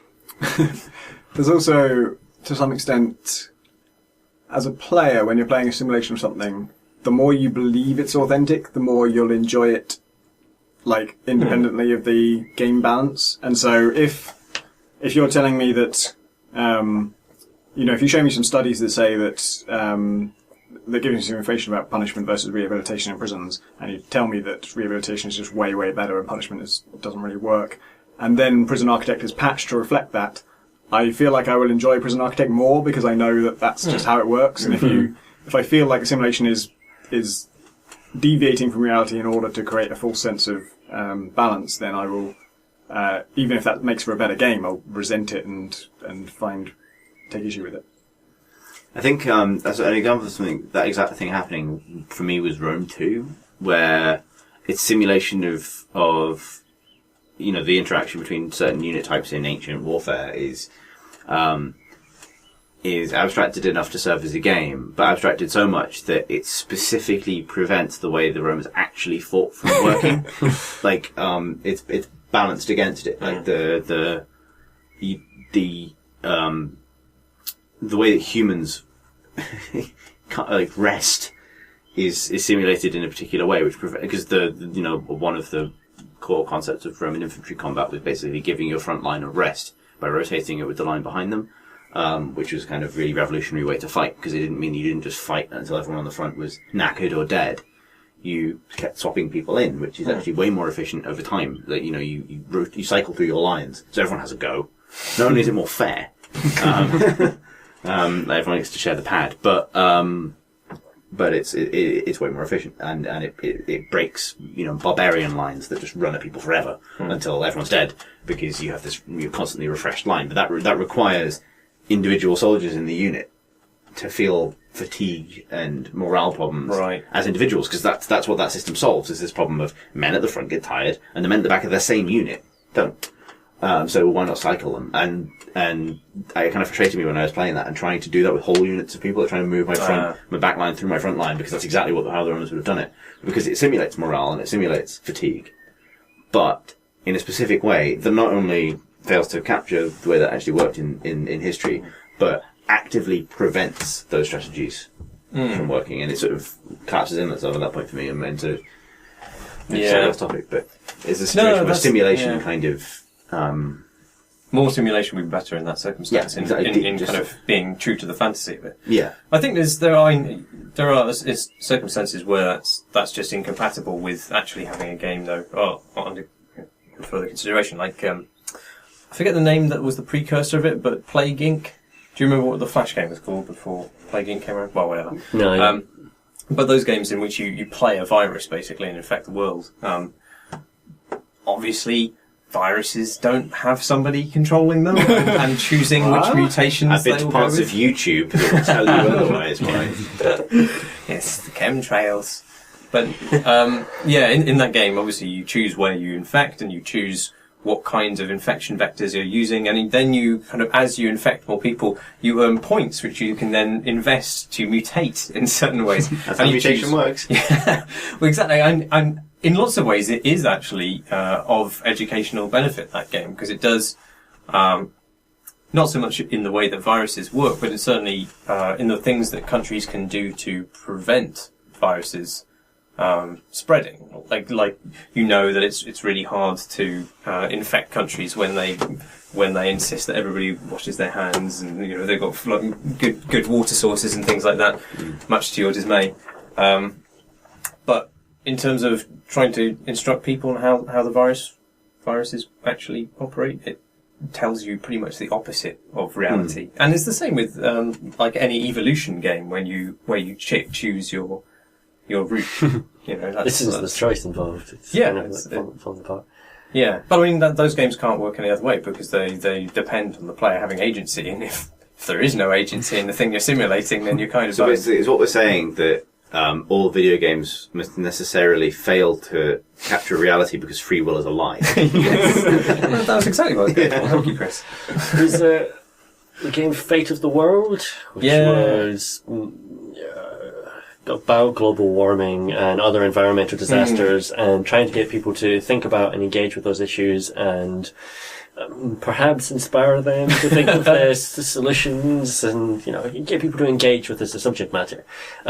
And it was incredibly committed to being scientifically accurate in its simulation of the Earth and wind currents and how pollution spreads and all that kind of stuff, and the statistics that underpin a lot of the data that's there, which just basically meant that it was fucking impossible. Yeah, we're all dead. We're really just fucking dead. And anything that you did, even if you thought would fix the pollution problem, and even if it did fix the pollution problem, would just destroy the planet in geopolitical ways that made you think that, we shouldn't even try. Like, don't fucking meddle with this stuff, because as soon as you do, well, that whole continent's just starving to death now because I destroyed all their economies.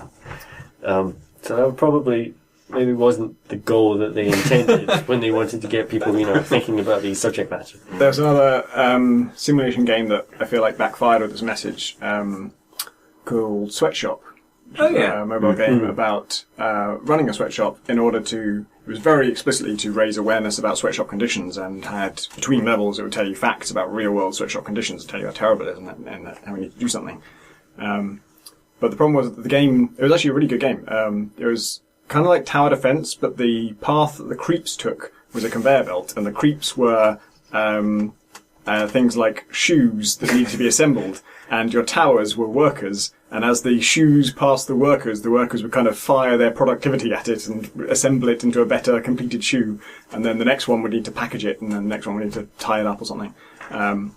And so each thing that came along the conveyor belt needed a certain amount of work done to it, and the challenge was place enough of the right types of workers in the right places to make sure it gets completed before it goes off the edge of the conveyor belt.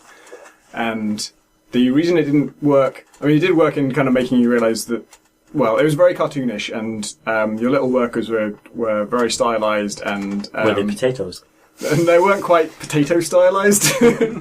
But they were cute little cartoon kids, and they would, if you let your conveyor belt get rusty, sometimes one of their arms would just fall off. There'd be a kind of circular saw noise, and then the kid had blood spurting out of an arm stump. But it was kind of... It was you just laughed when I said that, and it was funny when it happened. It was horrific, but it was also because it was a cartoon character, it was kind of cartoon violence, and so that was weird.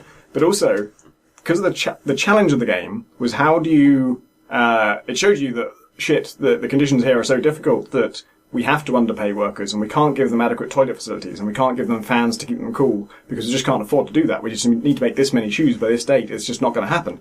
And so it just gave you enormous sympathy for people who run sweatshops. I just felt like, God, this is a tough job. We complain about conditions, but you try making this work on that budget for that many shoes. They are doing an amazing job, really.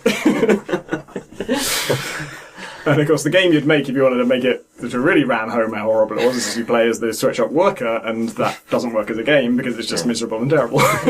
And you have no agency, as you say.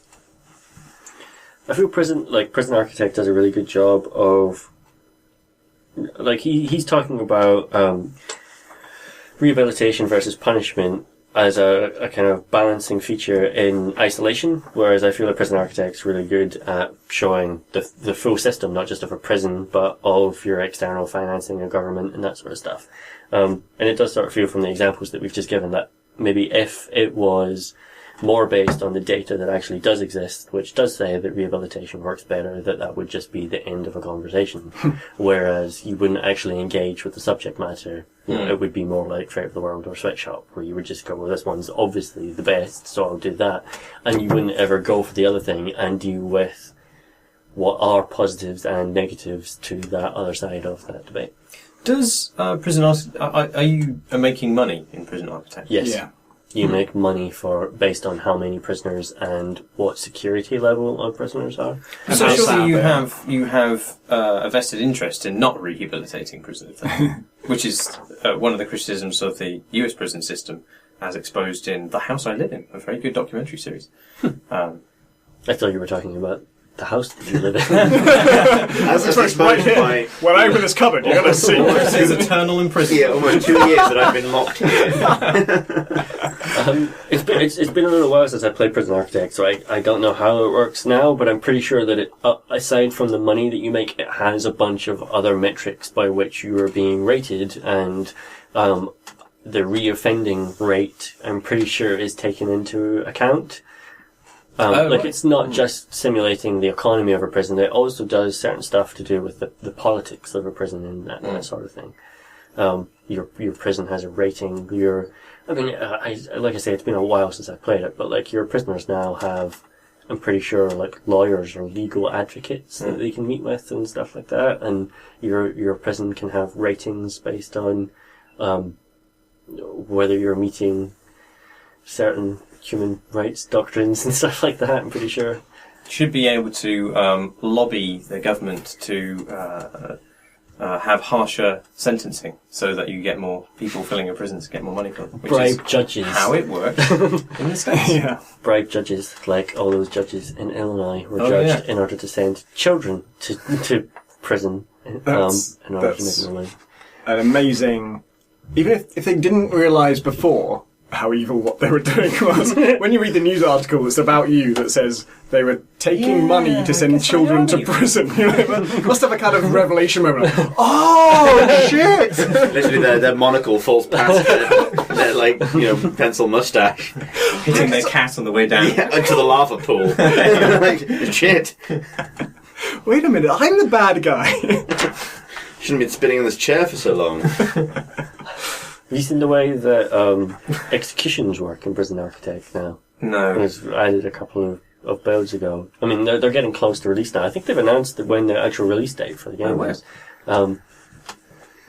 And executions work such that there is a percentage chance for any of your prisoners that are on death row that they might be found innocent. Oh, God. And there is an appeals process that's going on as the months go by, and as the appeals process goes on, that chance that they might be innocent ticks down to the point where it's at 0%. But I think, like, if you do it when the percentage is higher than 20%, it's like insta-fail, or it just doesn't let you do it. Whereas if you do it when you're under 20%, then there is a risk that you then get a message after the execution saying evidence later came to light that would have meant that his sentence would have been commuted to a life sentence. And then you get punished for that in some way. Executed. Yeah. But it's like, I mean, Introversion do a really good job of this stuff. Like, DEFCON, for example, with its soundscape, after the bombs start to drop and the music just kind of turns into this low rumble marked by coughing. And executions in Prison Architect are kind of the same thing. Like, once you initiate the execution process, there's like a checklist that comes up, and all the music is just this kind of low rumble, and you've got to go through this checklist of like initiating lockdown, sending all the prisoners to their cells. Visitors, like family members of the victims, come to watch in the execution chamber. The minister comes to read their last rites, like all this sort of stuff. And they went to enormous effort because they wanted to represent this thing, which is a real thing. And if you're making a game about American prisons or prisons in the popular consciousness, then you've got to include that. But they wanted to stop people from being able to build outfits, right? Yeah. Basically, is what they said. They didn't want people to just be able to create the execution farms in order to maximize profits. When you do get a lot of money for executing people, that is kind of the incentive for building a prison around that stuff. It's worth it, even if you've not played the game, to go and watching the video where they introduce this feature, because it kind of makes you think. Like, we're talking about balance and whether that represents different ideas fairly. The execution stuff, you won't want to build a prison based around executions, I think, if you watch that trailer. Like, although you can do it and you can make a lot of money from it, it's just, you can't do it and feel good about yourself, I don't think. Which is interesting. Eskil Steenberg writes, Dear kleptocrats and rhubarb. Delicious combination. That's my political party. We have all amazing memories from extraordinary moments in gaming. Maybe it's a boss battle, a kill streak, or that time when the physics gods were on your side. These moments are the crescendos of gaming, but in order to have the storm, you need to have the calm. So my question is, what is your favourite menial, frivolous task to do in a game? A task that doesn't have a huge amount of meaning, but just feels good to execute. My favourite menial task is probably cutting grass in the Zelda games, but I'm sure you have better ones.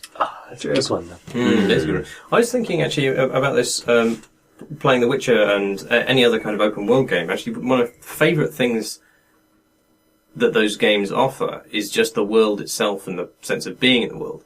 And I always enjoyed in Red Dead Redemption or the GTA games, just getting from one place to another is inherently pleasurable.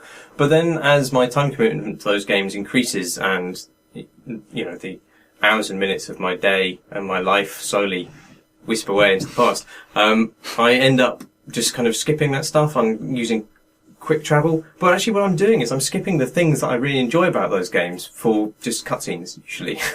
And yeah, I don't know. I should just skip the cutscenes, skip all the plot, and just wander around on my horse. Really.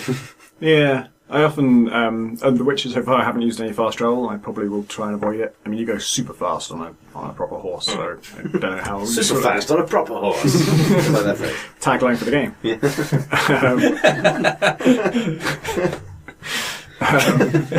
I feel like I played Skyrim once with that. Maybe. Why is that funny? It's a lovely horse. I mean, it's a lovely phrase. I think maybe my illusionist playthrough of Skyrim I didn't use fast travel. Can't remember now. But I think I didn't because the whole point was I was supposed to be scared of everything, and that was like the interesting thing about it was I'm not allowed to attack anything. So if a bunch of wolves come up to me, that's a big deal, and that added a lot. I guess it's not really. No, it was kind of menial, but it was like menial with risk, and that was what made the menial thing interesting. And then something that sprung to mind was, again, I don't know if it qualifies as menial, but in GTA games, when I'm trying to get just from point A to point B, and like I say, it's a thing you've done a million times before, just the art of weaving between traffic is something that, getting it right is not that impressive, but if you're not focusing on it, you will fuck it up. And so focusing on that and getting it right is just really satisfying. If you do it, you don't have to make it in, amazing time. It doesn't have to be like a car chase, but just kind of not stopping, not bumping into anything, just weaving in between everything, just so that you make it to your destination in good time without any scratches. It's very satisfying. I suppose GTA is my best recent example of this. I mean, I think I was almost going to say last hitting in Dota as my kind of menial thing, but it's very important to strategically. It's not really a trivial thing to pull off. It's not. I think the triviality is the thing. In terms of it being a rote action that is complicated by things that surround it and that precedes something bigger, I think it qualifies. But what I was going to say in GTA Online, as I've said, I vastly prefer online to the single player. In fact, Tom, we should get those heists going again at some point. Yeah, it's been months. There's the heists, especially the harder ones, are a lot easier if you have a big pocket full of snacks. It's a game mechanic. If you're wandering around the open world, you can eat crisps and stuff and drink beer, and your character actually stands there and drinks and discards the bottle, which is then a physics object that you can kick around, which is great. And it restores a little bit of your health, whereas in heists, food is consumed instantly and heals quite a lot of your health, and it kind of stands in for a health pack system, which a game doesn't otherwise have. And so if you're going to do a heist, it makes sense to have a lot of M&Ms. Or P's and Q's, as they're called in GTA, because puns lol. And so there's a moment before you go and do a crime where you do really have to go down to the petrol station to buy M&Ms, which is actually kind of nice. And you'll go there and you'll get there just as another player is robbing the place, which you awkwardly you can't obviously buy something if the clerk is being held up, but they can't hold up the clerk if you're buying something because they have to wait in the line.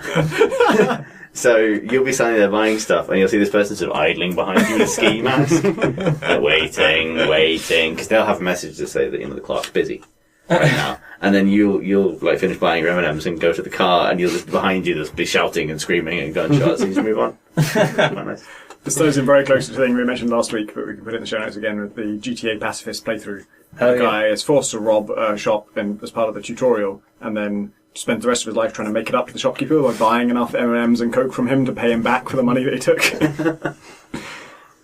Actually, The Witcher again, I suddenly remembered that one of the things I'm liking about the game itself is the kind of preparation you have to do before a big fight. And it involves meditating to replenish your health and get your potions back, but also applying certain oils to your blade that are uniquely suited to the enemy you're going to fight, because you know what enemy you're going to fight, you look it up in your bestiary and it tells you about its nature and what it is, and it's kind of placed in the lore, but also tells you also it's weak to this spell and it's vulnerable to spectre oil. And then you look up spectre oil, and spectre oil requires 3 different alchemy ingredients, and I had 2 of them but not the other one, and I didn't know where to get it, so then I galloped off from the place that I was supposed to have the fight all the way across the country to find the alchemist, so I could talk to the alchemist and find out if she had any of the and buy it from her, and she did, and I got that, and then I made the oil, and then I ran all the way back, galloped all the way back, and super fast. Yeah, on a good horse. On a good horse. Proper horse. And that was fun. The fight itself, like, I have no idea what effects those things had on the fight itself, because I've never done the fight before. I'll never do it again. Well, I might do it again. But for now, I don't know whether, that oil made the difference between life and death, or whether it was always going to be easy, or... Was it the fight against the griffin?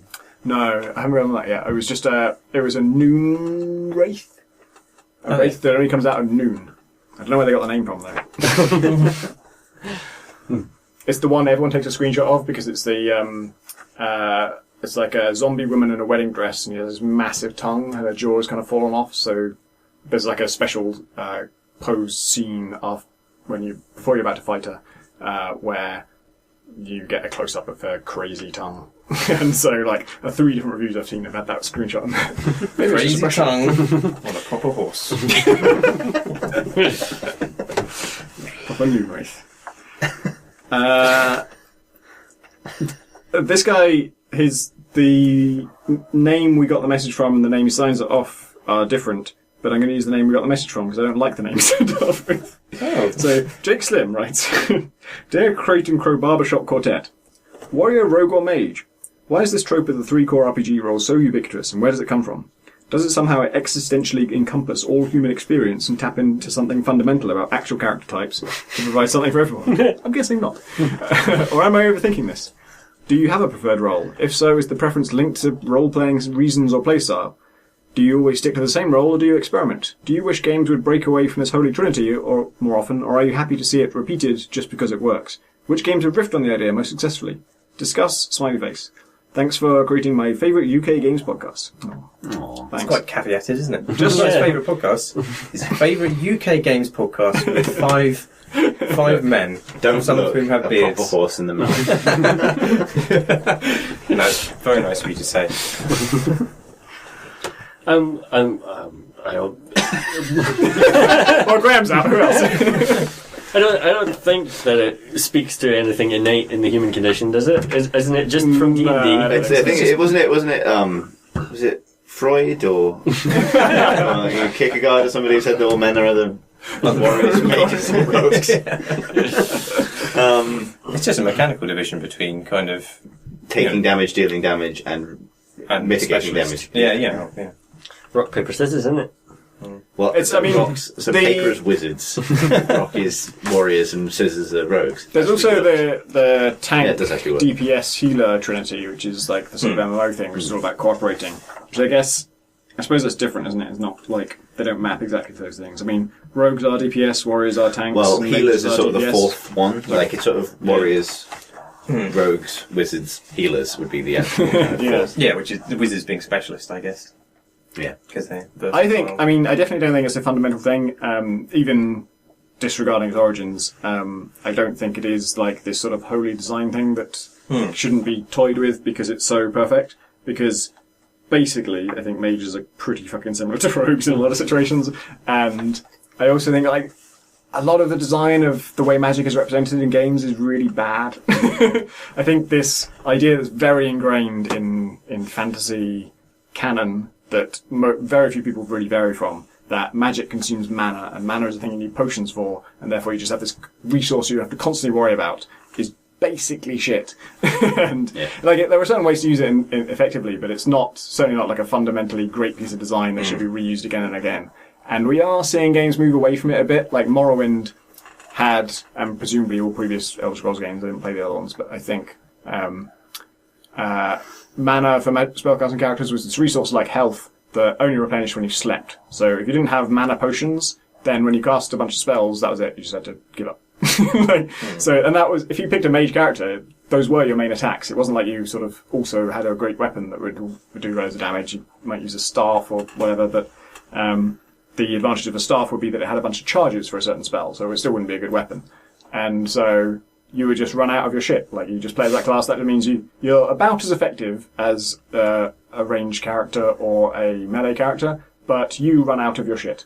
And then you can't fight anymore. You have to go and either, like, buy potions that cost money and reduce your overall effectiveness, or once you run out, then you just can't fight and you're just going to give up and go away. So the magic characters are just basically worse than the other characters. And they were more versatile. You'd use magic for more different things, but there was nothing stopping you because each school of magic was a different discipline, you could also be a rogue and have some magic that helped you with illusion and help you with stealth. And so there's no reason to specialise in just magic. It didn't actually work for you. And then, like, later Elder Scrolls games, they had introduced replenishing magic, and they make it more and more like a kind of recharge thing.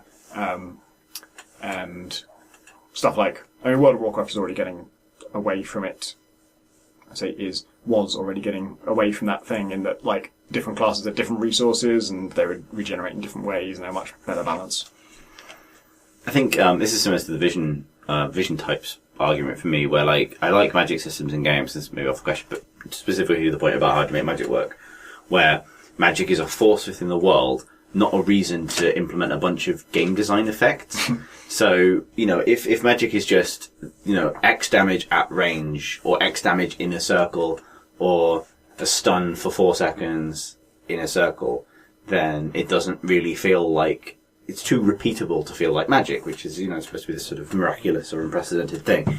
The games that I think are come closest to solving it recently are Pillars of Eternity, which again mitigates your magic by this sort of like number of casts per day of particular spells.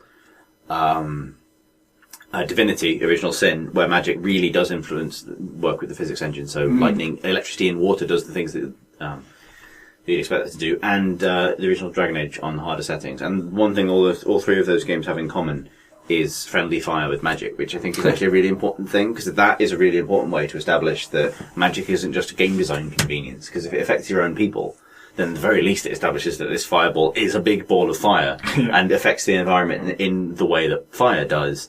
That it's not, you know what I mean? Whereas the whole kind of like hand wavy, oh, your magic doesn't affect your guys, because magic is, obviously you can sort of explain that away under the confines of it's magic, but you're going a bit further with it and into the territory of, for obvious game design convenience reasons, this doesn't work this way. And yeah, I would really like that.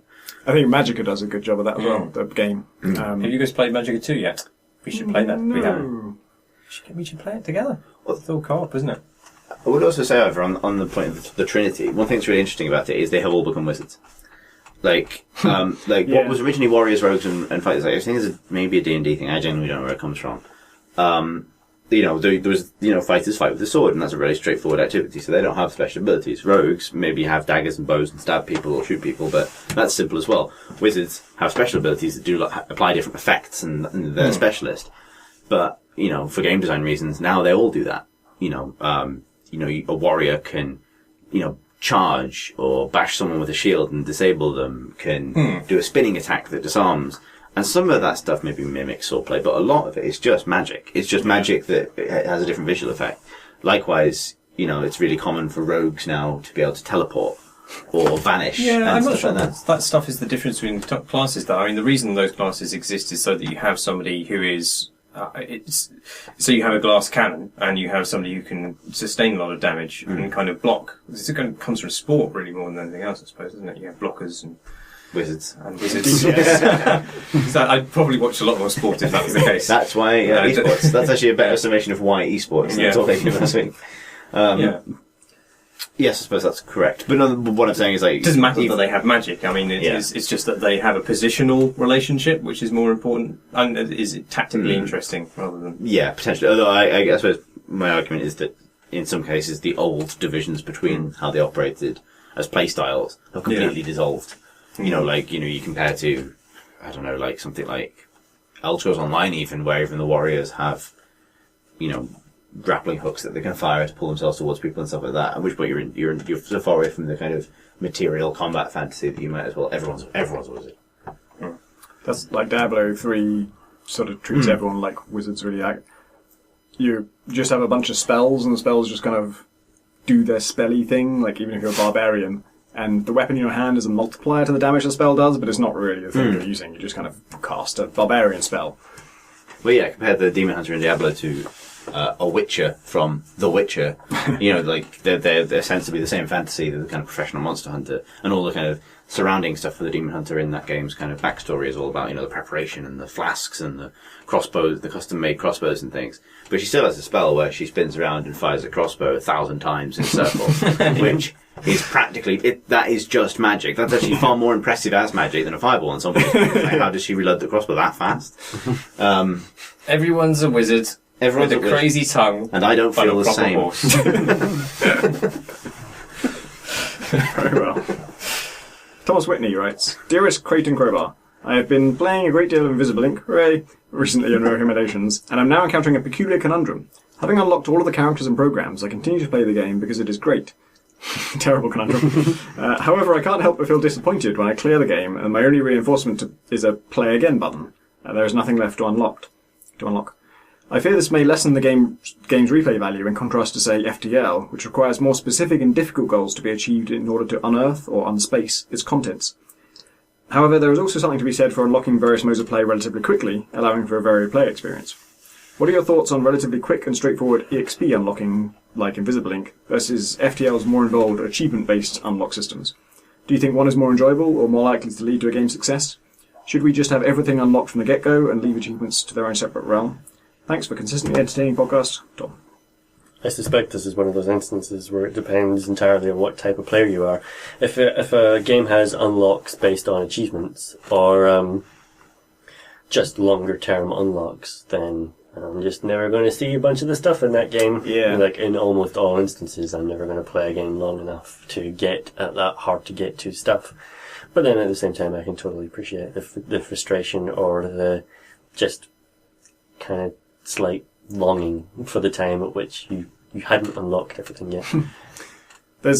I haven't hit that point with Invisible Ink. I think I did in the early access version, but I don't think I did stop playing it, but I think I stopped playing it because I'd sort of hit a difficulty problem where one difficulty was too easy and the next difficulty was too hard. And the endless mode was, in theory, a way to combat that, but it instead, because it was too easy on this difficulty, then I could play endlessly. Like, it wasn't a challenge to play endlessly. I'd be interested to know what that's like in the full game, because, like, the difficulty I completed the game on, I would like to try that on endless mode, because I wasn't doing too badly by the end of it, and so I could have carried on, and I'd like to know, does that cap out? I think they've rebalanced it as well. For the unlocking thing, I think my instinct is I in general prefer Invisible Ink's thing. Like, by the time you've unlocked everything, depends how it's balanced, obviously, but I feel like I would have definitely got my money's worth from that game. And if it is unlocking too fast, then I think you could just limit that in other ways. Like, you just say, rather than tying it to specific achievements, you just say, well, in one playthrough, there's a maximum amount you can unlock. You can only unlock one new character and one new ability. And then, even if you do, on your first playthrough, complete it on Expert, you still won't have access to everything, and that'll just be a thing that each time you play, you get a certain amount of reward for that. You could do it over real time. You could just say you can't unlock more than this amount of stuff per day, and so there's always things that are still left unlocked. You have to obviously be careful about how you explain that to the player. You don't want to make them think they're going to unlock something and then fail to. Like, they have to know that they're not going to get something whenever they put in the effort. But I'm not a big fan of FTL. So I can't actually remember exactly how FTL things work, but if it's based on specific achievements, I do remember that I've only unlocked one ship in FTL ever. And I love that game. I played that game in a crazy amount. That's partly because I played it at lows before it came out, so the unlocks weren't in there at that point. And so I was kind of maybe a bit burnt out on it by the time it did get released. But then also, like Hoplite, I couldn't like Hoplite more. That's a mobile game, but it's a roguelike. It has a lot in common with FTL, actually. And the abilities you gain as you play through are the selection they're pulled from is limited at first, and then you unlock certain things. So you don't like unlock a permanent ability that you always have, you just unlock the chance to find that in future games. And each one is tied to a specific achievement, so this achievement earns you that ability, this other achievement earns you another different one. And some of them are very basic, they're just like take this amount of damage, or kill someone when you're on 1 health and that kind of thing. But some of them are fucking nuts. They're like, go through the whole game without ever killing this one enemy type. Or get through the whole game, there's a speedrun achievement, so you've got to get through the whole game in like X number of turns, and it's brutally difficult. It's like, not only do you have to concentrate on speed to the expense of all else, you have to be an expert speedrunner. You have to just be incredibly good at doing this one particular task. And that just means there's a bunch of stuff in Hoplite I'll never see. I'll just never get those things. It's not enticing me to play it more. I'm never going to get it. Like, that's not a thing that makes me think, oh, if only I could just, do this a bit better. It's never going to happen. Just not my skill set. And that's the problem with like specifics, I think. And so maybe there's a middle ground. Maybe there's a kind of like mix between having things tied to different play styles, but not making them too esoteric. But thanks. In general, I think I'm closer to liking Invisible Inks than FTLs. Something I mean, I've only beaten Invisible Ink once, but something I think maybe would help it, like the sort of middle ground, is to marry a kind of XP-based system which is consistent progression. It's the classic thing of having that linear progression thing that goes up as you play more of the game, alongside some sort of variable reward system that isn't maybe achievement-based. But even if it wasn't like new stuff, but like events or rare missions that could crop up that would only occur on occasional campaigns rather than every campaign. So you had a reason to play again after you'd gotten everything, because there might be a mission type you hadn't seen. And it wasn't necessarily tied to, have you done this impossibly difficult thing? It was just that there are scenarios that could crop up, maybe based on which agents you chose at the start, or something like that, that, you know, you go, oh, I haven't seen that mission. Because FTL has exactly that, right? It has the kind of, I didn't see the little scenario that Chris Avalone wrote, I want to play until I see that, or whatever. So I don't think necessarily need to have a whole hardcore achievement-based unlock system to kind of give people something to do in the long run, or withhold rewards forever to keep people playing. I think you just need to, like, some additional level of variance on a campaign by campaign basis. Something I wonder about a lot is, like, could you just not tell the player how many unlocks there are? Like, it's like Invisible Ink.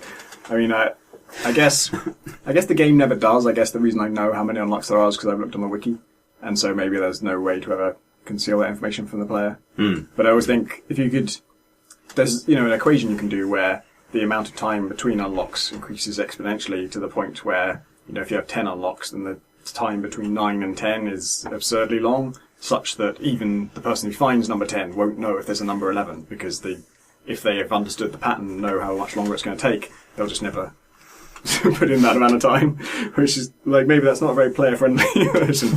But you could do that, I don't know, if you did it, if you had that randomized per player, then communally their knowledge would amount to knowing what all the unlocks are. But if you did it so that the unlock order was the same for everybody, then you could hit a situation where people just don't know what's coming next. But then apparently, like, the Binding of Isaac expansion, Ed McMillan put in loads of effort into a bunch of, like, super secret stuff, apparently, and then it was all data mined on day one, like someone just sort of went through the code and found it.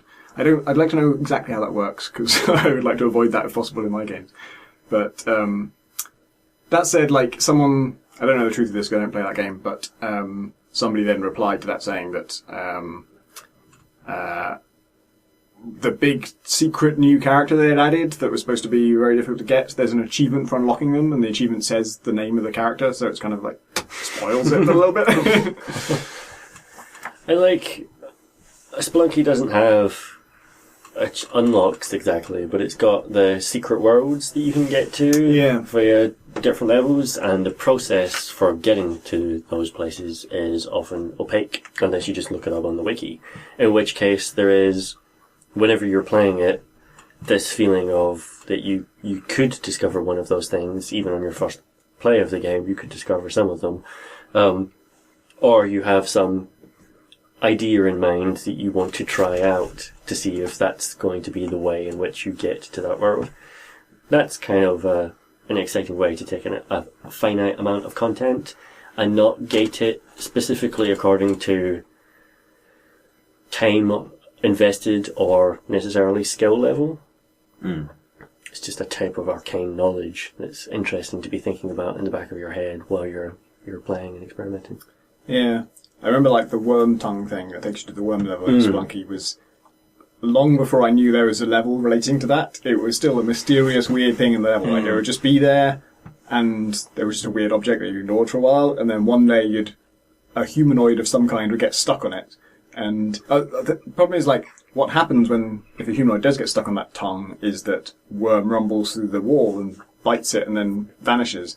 But if you don't know that's what's triggering it, then the first you know of it is a massive rumbling and a thing bursts out the wall and then it's gone again. And so you don't see that there was ever anything stuck there if you didn't notice in the first place. You don't put those two things together. So for ages I just thought, well, just randomly this thing comes out of the wall and bites something. And then only after you know what triggers it would you even think to wonder, like, what happens if I'm on it when it happens. I mean, also you would just assume you'd die. But someone has to tell you that you're not going to die. I suppose the way of doing that within the content Invisible Ink, something else that I think it would benefit from would be different potential narrative paths. Maybe some based on choice, but maybe some based on stuff you'd find or figure out. Like, you know, so then you get that rumor that there are other ways of finishing that campaign, but you need to do this thing with a corporate key card that you get from this guy's brain if he spawns, and that kind of, you know what I mean? Eventually, you know, like something like that where you kind of, you have that kind of big crowdsourced effort to puzzle that stuff out, and then even after it's been puzzled out, people will want to replay with all their gadgets to see it for themselves. Yeah. And that's all the questions we have time for. If you'd like to send us a question using the internet, you can do it exactly that using the internet, which is by emailing us, I remember this, at questions@crateandcrowbar.com. Alternatively, you can leave a question on the forum at crateandcrowbar.com/forum, or you can send us a Twitter message by following us, clicking that big follow button on... It sounds like a grandmother saying it somehow. At Crate and Crowbar is what that's called. Alternatively, if you must, you can follow us as individuals. I'm at C Thurston. That's C. Excuse me.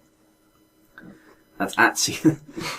Just take a bunch of consonants. Yeah. And you'll get the Yeah, that's most of it. CTHURSTEN. Marsh Davis. That's MARSHDAVIES. I'm at Gonnas, GONNAS. And I'm at Pentadact. PENTADACT. Thanks for listening, listening, everybody.